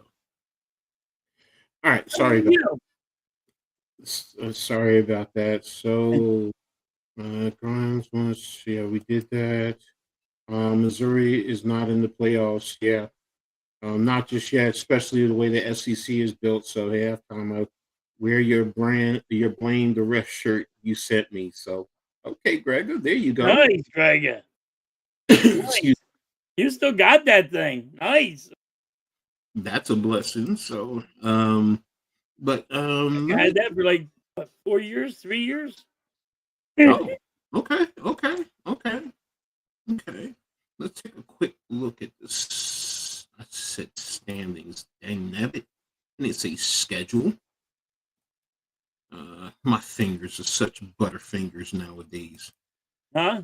No, I said my fingers are such butterfingers, my old fat fingers. So you ain't lying. Toronto. Toronto has stepped up to the number 2 in the East, and number 1 in the division. So Philly is at the number 6 seed. They're half a game up over Atlanta. So, and they're going to be competing, you know, with Toronto, the Knicks, Miami, Atlanta, and Orlando. I think those teams, in Chicago, I think Milwaukee will step up eventually and battle for their division. You know, Milwaukee out there in the group too. So, but how do you feel? Are you comfortable with where Philly is right now in the playoff positioning? Well, the early playoff position. Hey, listen, I'm shocked that the Sixers are where they're at right now. I didn't think they're going to be there. You know, I'll take what we got right this minute. I didn't think we were going to be there. I'll be honest. With you. Now I know it's still early. Thing is, we stay healthy. Hopefully, nobody gets injured and they're out for a couple months because it's going to hurt us. But right now, I'm happy with the Sixers. I didn't even think we were going to be there. Okay. And you guys have been doing this. Say what you want. Been hurt. Paul George has been on his little kick. He's been hurt. Drummond's been hurt. I wasn't really worried about Maxey when he was hurt because he only had a pinky injury. But the Drummond, Paul George, and Embiid being injured all the time, did not think the Sixers would have been where they're at right now. And they're shocking me, and I love it, though. Exactly. Prove me wrong, baby. Prove me wrong. Make the playoff. Blaze, I know the Pistons, that 10 in a row is impressive. but I will say this: the brand that they play, that physical, tough, that old school type of play, man. First of all, that's what I love. That type of basketball. But if they have home field advantage throughout the playoffs, it's going to be tough for anybody in the East. Now, I'm not talking about dealing with OKC or Denver out west. I'm just saying in the East, it's going to be interesting. But they gotta continue to play the way they've been playing, and a little luck. A little luck goes a long way. So, but Coach, did you know the Chicago Bulls are the only team that never changed their logo? I don't think they're the only team that didn't change their logo. Wait a minute. I think they did. Hold a minute, because I have a logo. Whatchamacallit, I have access to, and I can check. They're the only team that never changed their logo. Hold a minute. Maybe recently, but I can't remember in their entire history. I don't think they never changed their logo. Wait a minute, where is that logo?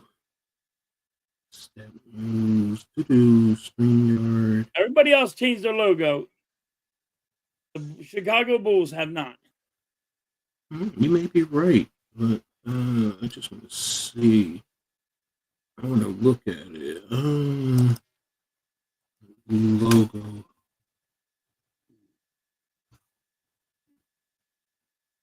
Website.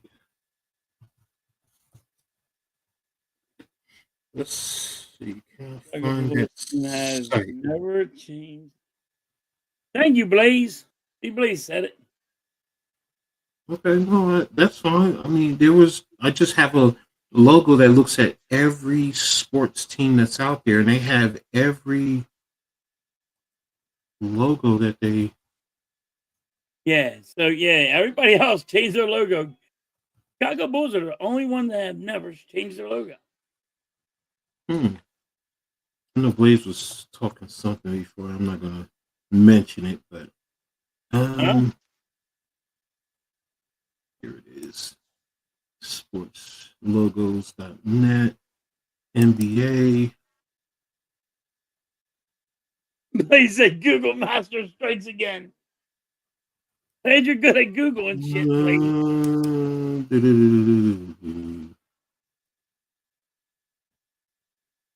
No, you're right. Since 1966, the only thing they might have done is change the background. They changed the background. They never changed the logo. That's what they did. In terms of the wording, they either went with the Bulls or they had the Chicago wording, either script or in print. That's what it was. I knew they did something, but the actual Bulls head. They never changed the logo. Yeah, exactly. No, they didn't. So yeah, you guys are right there. So, I know some shit. Not totally dumb in basketball. Oh, there it is. But yeah, if you look up sportslogo.net, you'll see every logo that's ever been out there, and it gives you everything here. I'll put the link in the chat for you guys. So in case anybody wants to, it gives you college, it gives you everything. So, because I go in there for college, so let me close this out. The standings.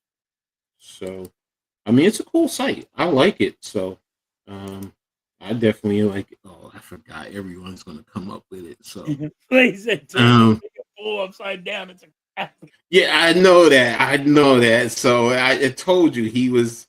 Every team has a secondary logo, but the bull is the main one, the Google Master. But whatever you do, I mentioned. Yeah, I know Blaze. So, Greg is like halftime is a Knicks fan, so. Not a Knicks fan. I just bet 1 year on the Knicks, and I didn't even get to win. I just lost my money. Blaze, stupid. You're right. It's a 1-star rating. I'm with you there, Blaze. I'm with you there. So let me tap into the Knicks now. Knicks. Let me put up the Knicks. What did I say about the Knicks? Okay, what's wrong with the Knicks? Is it too early? Because I know there's a lot of people in the Knicks kingdom that are really, really panicking already. You know, I even heard someone say, you know what, fire Mike Brown already. And I'm like, what? Wait a minute. You know, I mean, we haven't had a full season as yet. So, but hey, that's how the Knicks fan base is, bro. That's how the Knicks fan base is. So, you know, after 1 month, the offense is still good, but this summer, new Knicks coach Mike Brown repeatedly talked about wanting to add more ball movement and three-point shooting to the Knicks offense arsenal. In a month, he has done that, which is true. The Knicks, after being in the top half of the league in passes per game only once in 5 years under Thibodeau, ranked 5th this season and jumped from 27th in threes attempted per game to 3rd.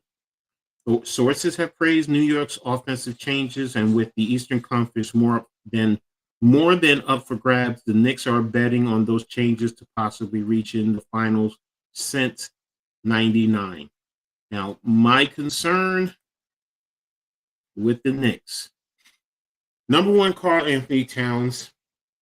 It just seems like he's not getting it, or he's not comfortable in the system. That's a problem. You know, I mean, now when Jalen Brunson was out that first game, he put up a 30 piece. He was masterful, but he's been inconsistent. And it just doesn't seem like he's playing right. There's times where I'm questioning, why is he making this move where he's attacking the defense when they're clogging the paint? And I'm just like, you know, bro, give it up. Don't go down there, be smart. Now, I'm not saying I want him shooting the threes all the time, but, you know, if they put him at the elbow a little bit more, also work on his passing, because he has done some great passes, it would go a long way, you know. So right now they're 4th in the East, you know, but they're 9-5. They're 3.5 behind Detroit, and they're terrible on the road. They just won their first game, and they just won their first game at the start of a 5-game road streak. So they have 4 more, and they play Orlando tonight. And Orlando gives them problems. They play very physically. Orlando is long, they're physical, and they just seem to do well. So, I mean, but what's your thoughts on New York? In the playoffs, right? I'm sorry? You got the Magic going into the playoffs, right? Do I think the Magic are going into the playoffs? Yeah. Yes. I think they're going to. They have the possibility to get anywhere between 2 and 6. To be honest with you, I think that's realistic. I think they're probably going to be 3 to 6, but they have the ability to get to 2. So, the Cowboys this Sunday beat the Eagles. Then, oh boy, they're not beating the Eagles. I think Katz works well in New York, but would you trade him in the package for Giannis or AD? Okay. For Giannis, first of all, yes, but it depends on what's in the package for Giannis. I'm going to be honest with you. That's the first thing. But I don't think Milwaukee will take him. That's the other thing. I mean, I'm being honest. But if they will take him, what are you giving up along with Cat? You know, money-wise, they match. So, you know, there has to be other things coming back from Milwaukee, to a lesser extent, so to me, it's what players are you doing? The Knicks don't have draft picks, so, it's not going to be about that. So, yes, let's fire the head coach that just got exactly, Victor. I'm the same way. I'm the same exact way. So, but Blaze, would I want Giannis? Yes. AD, no. He's too injury prone for me. He's way too injury prone. And there's no way. I mean, he just got there. He hasn't even been there a full year.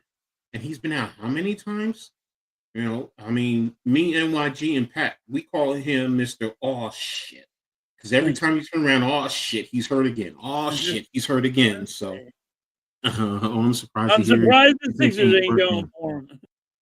You would know better than I do. Never mind. No, you're fine, Blaze. Now I haven't seen a lot of games because Dolan, it's blocked out. I haven't seen every game, but some of the games I have seen, and I tried the little thing Mitch gave me, and sometimes it blocks me out. It doesn't let me in. But the ones I do, he just doesn't seem, to be it right now. Could it change maybe by the halfway point? Yeah, it could. So I'm patient with it. So am I ready to trade Cat? No. Jersey boy, Piscataway, New Jersey, literally he's 40 minutes from MSG. He really is with no traffic. So no, I'm not ready to let him go. But if you're telling me I could get Giannis, bye, Cat. Bye. Bye. Yeah. But if you tell me Giannis, if you're telling me to get Giannis, I have to give up Mitchell Robinson and Cat, I'd have to think about it. Because Mitchell, his offensive rebounding, his defense, now his free throw shooting, that begs a different question. And with basketball, you have it's a number game, right? When you make a trade, you got to match their numbers to your numbers. It depends on where you are in terms of the aprons. If you're under all the aprons, no, you can take back on money. But the Knicks are above the first, but before the second. So there's a certain thing that you have to match dollar for dollar pretty much. So, yeah, right. And they will want more than Cat. So, so it's like, who you giving up? They're probably going to ask for Cat, maybe even OG, and I know OG is hurt. He has the injury issue, but, they're going to ask for a lot. And the Knicks don't have a first. Because if we did, I'd say do it right now. I'd do it right now if you did. I'm not going to lie to you. You didn't. Yeah, you already traded your first round. The next thing, we gave up 5 first rounds and the swap. Also in the Cat trade, with Julius Randle, you sent the first over there. So I think the first year that we control is 2031. So it's a lot, man. That's why you have to make it work right now. You really have to make it work right now. So if I can get Giannis, I will tell you this. I don't even see if Giannis with Jalen Brown, if you just did Cat, yeah, there's no way in the world. Okay, I put him up there. I would put him up there. So, and the way they're using Brunson, they're not using Brunson a lot with his on the ball. He's not dribbling all the time. So, will the Sixers trade Embiid? And will the Sixers trade Embiid? No, nobody wants Embiid. I'm gonna be honest with you. I don't see anybody unless you trade him somewhere like Charlotte. But what does Charlotte have to give you back? That's what I'm asking. If people are like trade Embiid, I'm like, who's gonna want him? Because right now he can't stay healthy. People think he's gonna retire, but nobody's retiring. This cracks me up. Coach, have you ever heard of somebody retiring but about to get $250 million? No. You watch them just play their freaking thing out, right? Exactly. Because they're not going to turn down $250 million. You're like, he has enough money that he's not going to go for the $250 million. Get the fuck out of here. Money is. I'm sorry. I get it. I understand what they're saying, but that's $250 million, man. It's $250 million. Nobody turns that kind of money down. You know what? I'm going to retire. I don't care if you're a billionaire. They're not turning down $250 million. Yeah, but people are just like, people are saying, "Oh, well, he can't stay healthy, so he knows he's done. He's going to retire." No, he's not. He's not retiring. No. He just signed a deal for the $250 million. He ain't signed it. Now, can you trade him? Is the question. Mm-hmm. That's the only thing. There's the only thing that's going to happen with Embiid. Exactly. Or you're stuck with him. Apparently, we're stuck with him. Yes, you're stuck with him. Nobody's going to take that contract. So. And nobody's going to take Paul George contract because that's too high too, right? Now, either one of them did retire, yeah, that would be great for the Sixers. But Yeah, but like you they're not said, going to retire. Nobody no, they're not going to retires off retire. that. I know I Yeah. would retire. I'm like, you know I'm hurt. Yeah. You're Now, done. now, if you say, Embiid, if you retire now, we'll give you the $250 million. You just got to work for us in the PR department, and you still get your money. Sure, sure, Yeah, sure. yes. That way, but let's be real. That's not going to First of all, he's happen. not turning down the $250 million. Yeah, yeah, He's like, if yeah. you want to put him somewhere else, that's Yeah. it. But I don't see that shit happening. People are like, oh, he's going to retire because he's going to think about the team. He don't give a damn No, about the he's team. not. No, he's $250 not. million. I don't give a damn about this team. This team's going to have to deal with my ass. Exactly, man. There's no way. None of us would ever do that. I'm sorry. I don't care how much you could have $1 billion in the bank. You're still going to turn away $250 million? Yeah, you're not doing Come that. on. A millionaire don't know how to turn down money. They'll be like, yo, I'm staying. It's their dumb Exactly. asses probably signing me to this contract. Exactly. So, I was just wondering if you thought they ooh, would, because this contract's out of control. But no, it's funny that everybody knew he was hurt, but they still signed him to that contract. Like, what were exactly. you thinking? No, I'm with you, bro. I'm with you.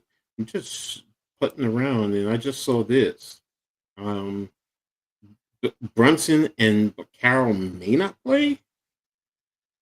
That'll be big, man. That'll be big if they don't. Brunson led the way. Now New York is their 10th victory. On the other side, they're 9-7. Jones over 23 injury report. For the Knicks, the two best player on the injury report for Sarah Brunson. New York has listed as Brunson's he's probable. He's playing. Oh, he's I'm playing. sorry, he's playing.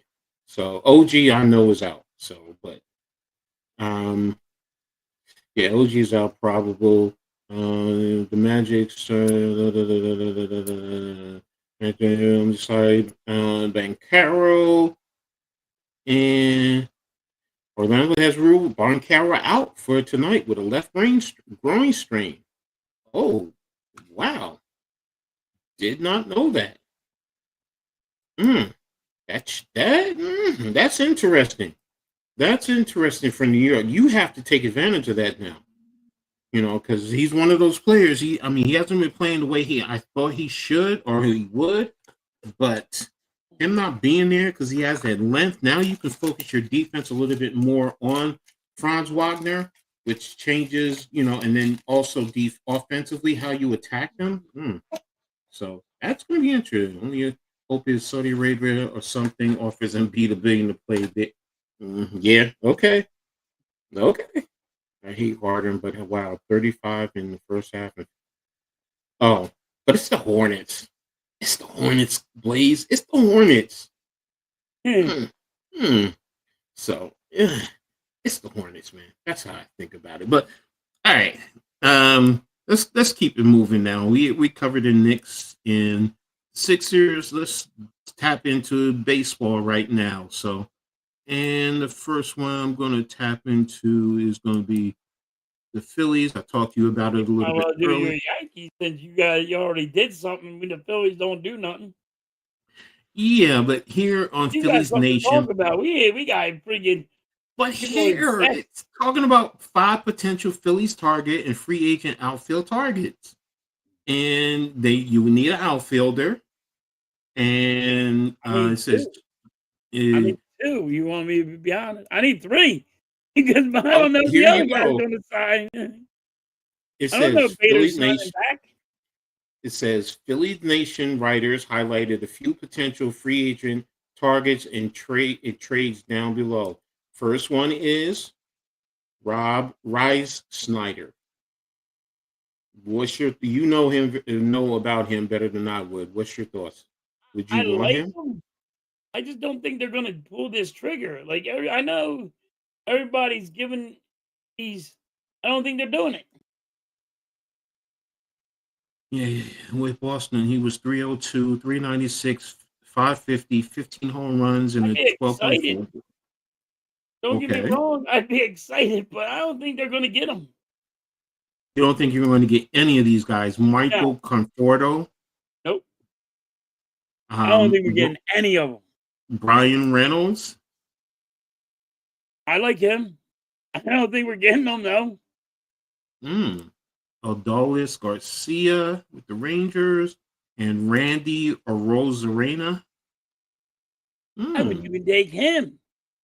And then what I got in my outfield. You don't think you guys are So going to look, get we're any not of them? even. I don't know. I don't know what the Phillies are going to do. The Phillies are just mind-boggling. Are they going to keep Marsh? Are they going to get rid of Castellanos? Are they signing Bader at center field? I don't know what they're doing. Well, here's another one. You've tendered contracts to Jesus Luzardo, Alec Brown, Bryson Scott, Brandon Marsh, Johan Duran, Edmund Sosa, Tanner Banks, and Rafael Marchand. So doesn't that mean you can bring them back? You can bring them back, yes. So do you think that you guys will bring any of those guys back? I think they're going to bring them back. Okay. I don't want them to bring them back. That's what I'd rather take anybody. They said, hey, the Phillies are going for these guys. I'd go for that. Yes. But I just see the Phillies organization not doing it.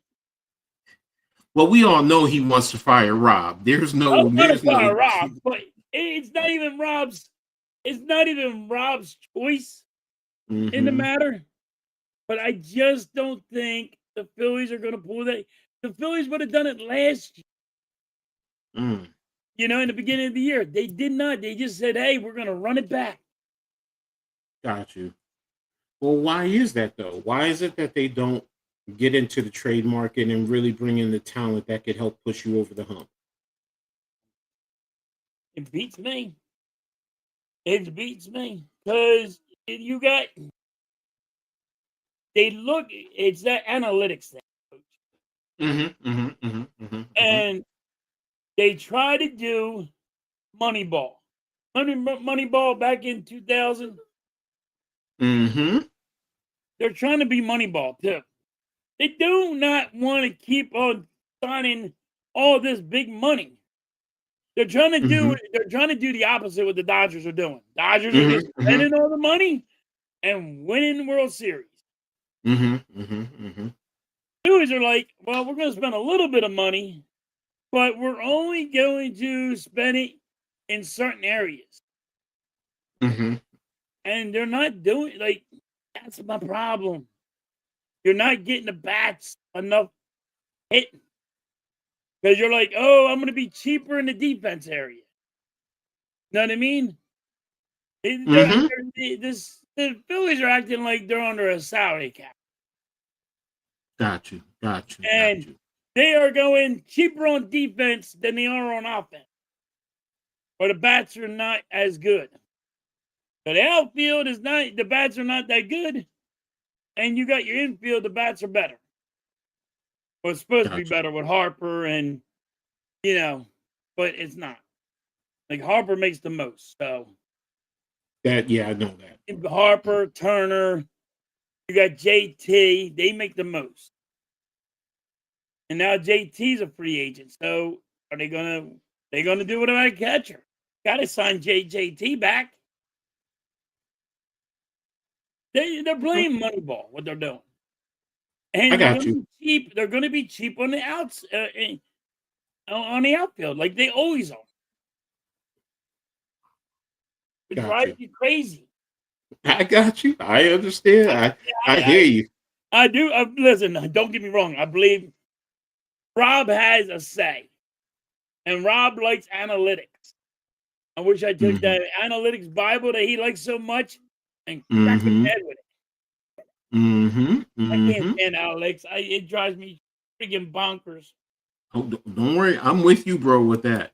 Trust and believe I'm with you with that. So And now let's move over to the evil empire. Um, they non-tendered several guys. They non-tendered Mark Leiter Jr., Ian Hamilton, Scott Efros, Jake Cousins, and Michael Arias. So they're all free agents. Frees up spots on the 40-man roster, but they also offer one-year deals to Clark Schmidt and Oswaldo Cabrera, and they're avoiding arbitration. So just like you're talking about with the Phillies, the Yankees are doing that too. They're freeing up money. They're doing the same thing. They're going. Yeah. They're trying to play Moneyball. They're trying to be cheaper at certain positions where you need them to be more expensive. Mm-hmm. Exactly. It's weird. And Rob came from the Yankees. Well, I didn't like them, but truthfully, this is what they do. They see Moneyball from 2000 and then act like we're going to do it. Look at the Dodgers. The Dodgers are putting all the money out there. Now they've also offered players who are eligible for arbitration. There's 8 of them: Josh Chisholm, David Bernard, Camilo Doval, Anthony Volpe, Luis Gil, Jose Cabrera, Fernando Cruz, and Jake Bird. And as you see the pricing, it's on the low end of the spectrum. So, that's exactly what they're doing. They're offering arbitration. Thing that the Phillies are. This is why I don't like Rob Thompson. I know with the Yankees are actually doing exactly what the Phillies did. That's how they lost. And baseball this year, they're doing the same shit. The side by side, they're the same team. Yeah, they are. I'm with you, bro. But it pisses you off. Exactly, it does. It frustrates the heck out of me, man. I'm like, why? And people are like, "Oh, Kyle Schwarber, we got to give him $125 million." I'm not giving him $125 million. He's not going to stick around for $125 million when he's getting $160 offer. Blaze said Schwarber to Pittsburgh. He might go. No, the Pirates might get him. Don't get me wrong. You're not going to get 50 home runs out of everybody like everybody thinks you're going to get out of them. That's a guarantee. That's a guarantee. I'll put a guarantee on that one. You're not getting 50 home runs off of Schwarber. You're going to overpay. Somebody's going to overpay Schwarber. He's going to go there. He's going to hit about 25, maybe 30 home runs, maybe. Big maybe. He's not getting over that. Okay. Schwarber's going downhill. And you're going to pay, and you're paying a DH because he can't play in the outfield no more. Because he's about tons of fun as me, fat as hell, can't run no more, bad knees. All right. Last thing we want to talk about is there's Japanese players. There's 4 of them that are free agents. Infielders Muntaka Murakami and Kazuma Okamoto. I don't know if I'm saying that right. And pitchers Taisuya Imali and Kona Tashaki. So your infielders are corner infielders with significant power and some defensive question marks. They also have plenty of differences. Do you expect a similar group of interest to be in both? And the author is saying, yeah, I'm sure there's interested teams for both. They have some differences that can impact the type of teams that will pursue them.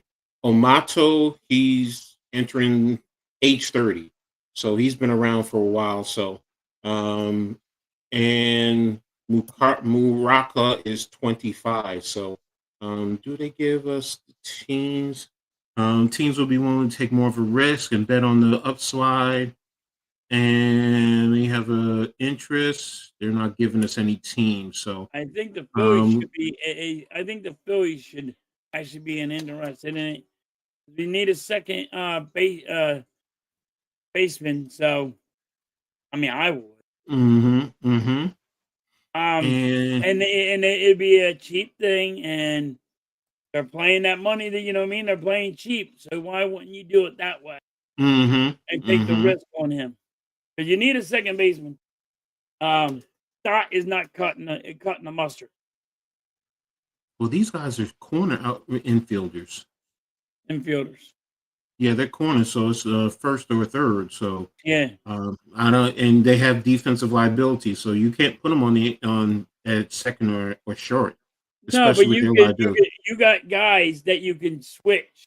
Oh yeah, Put you're them right. in You're right. second and make them a third or a first.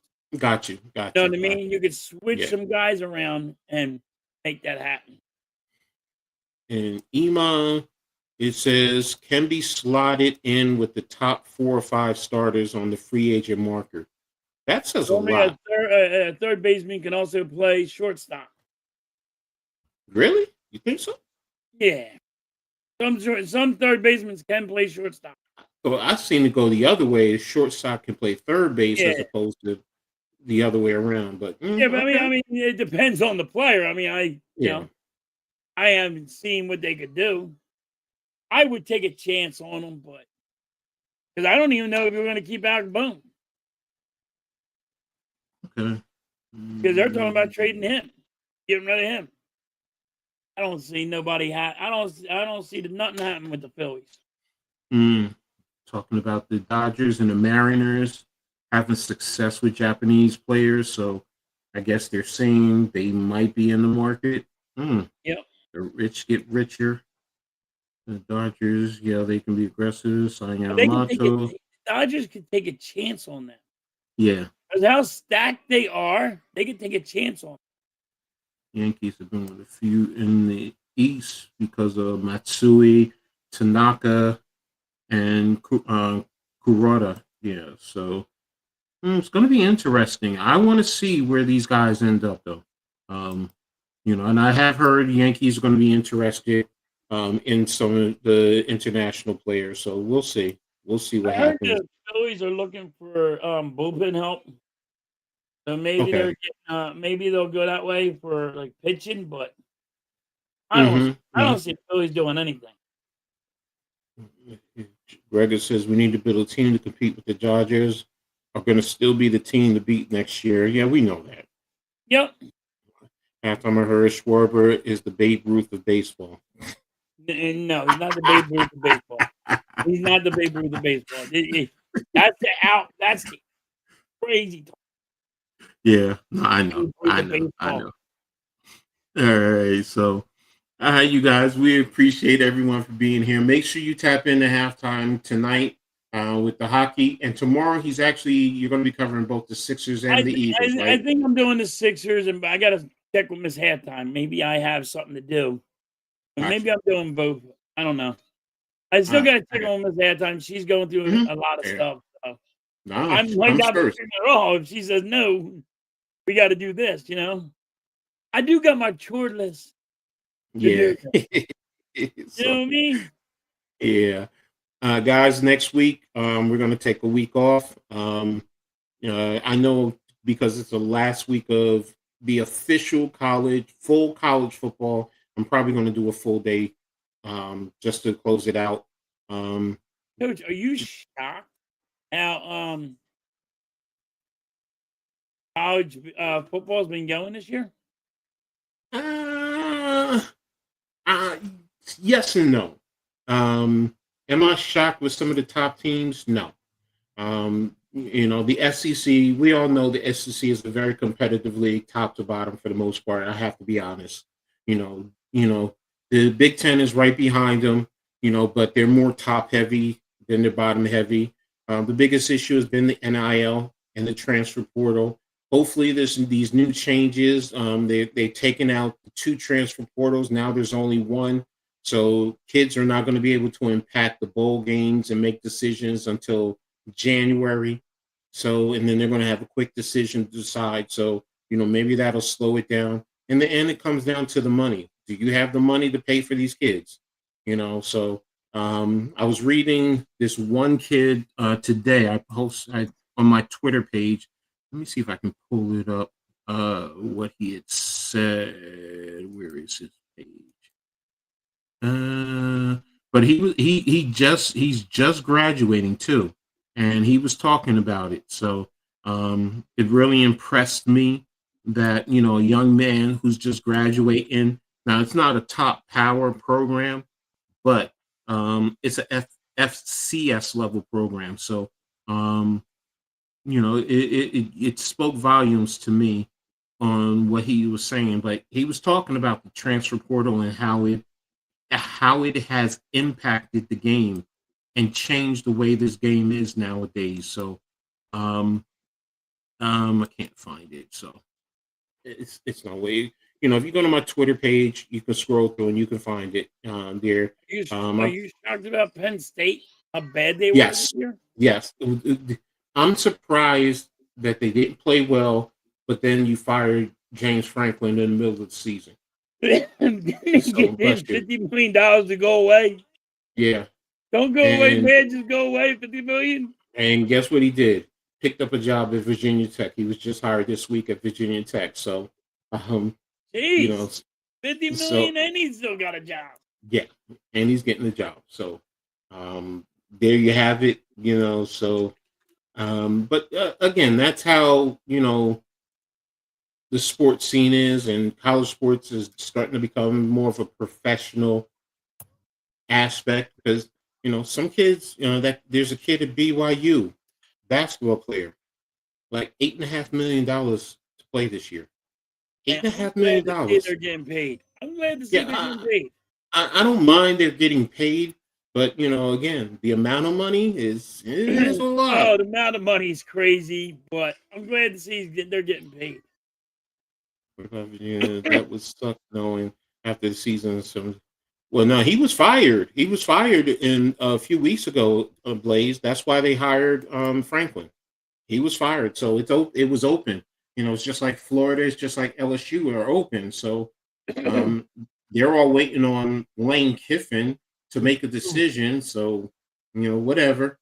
But hey, that's also the business.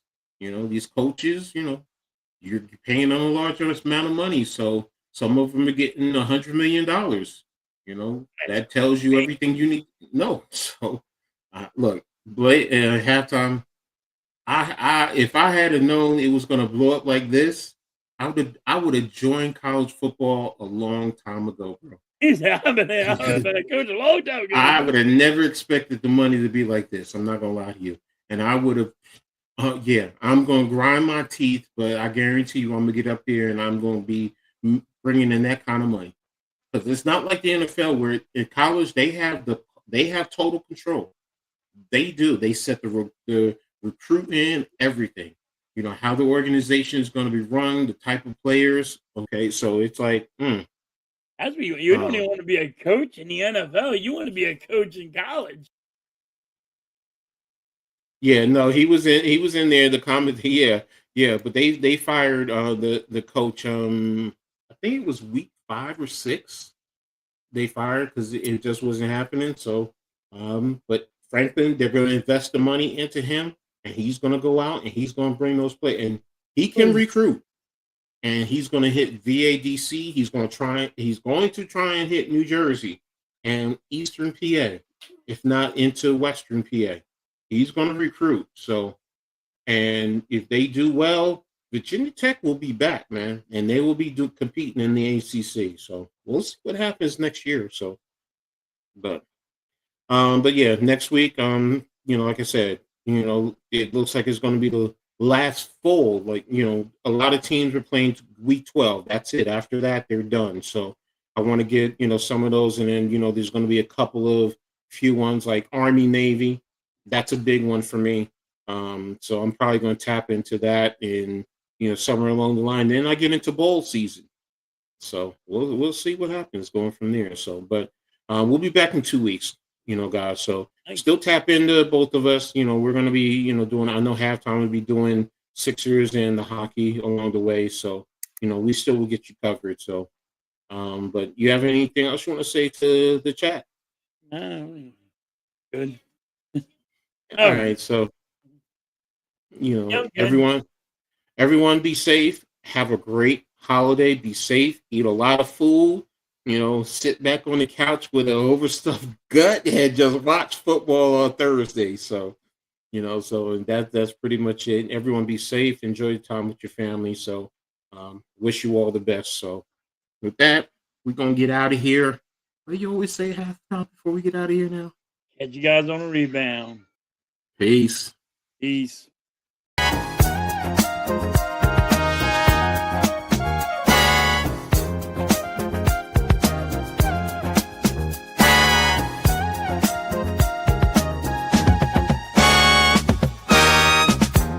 We gather round for the halftime chat. Old friends cracking jokes and talking stats. From life's little games to the greatest plays.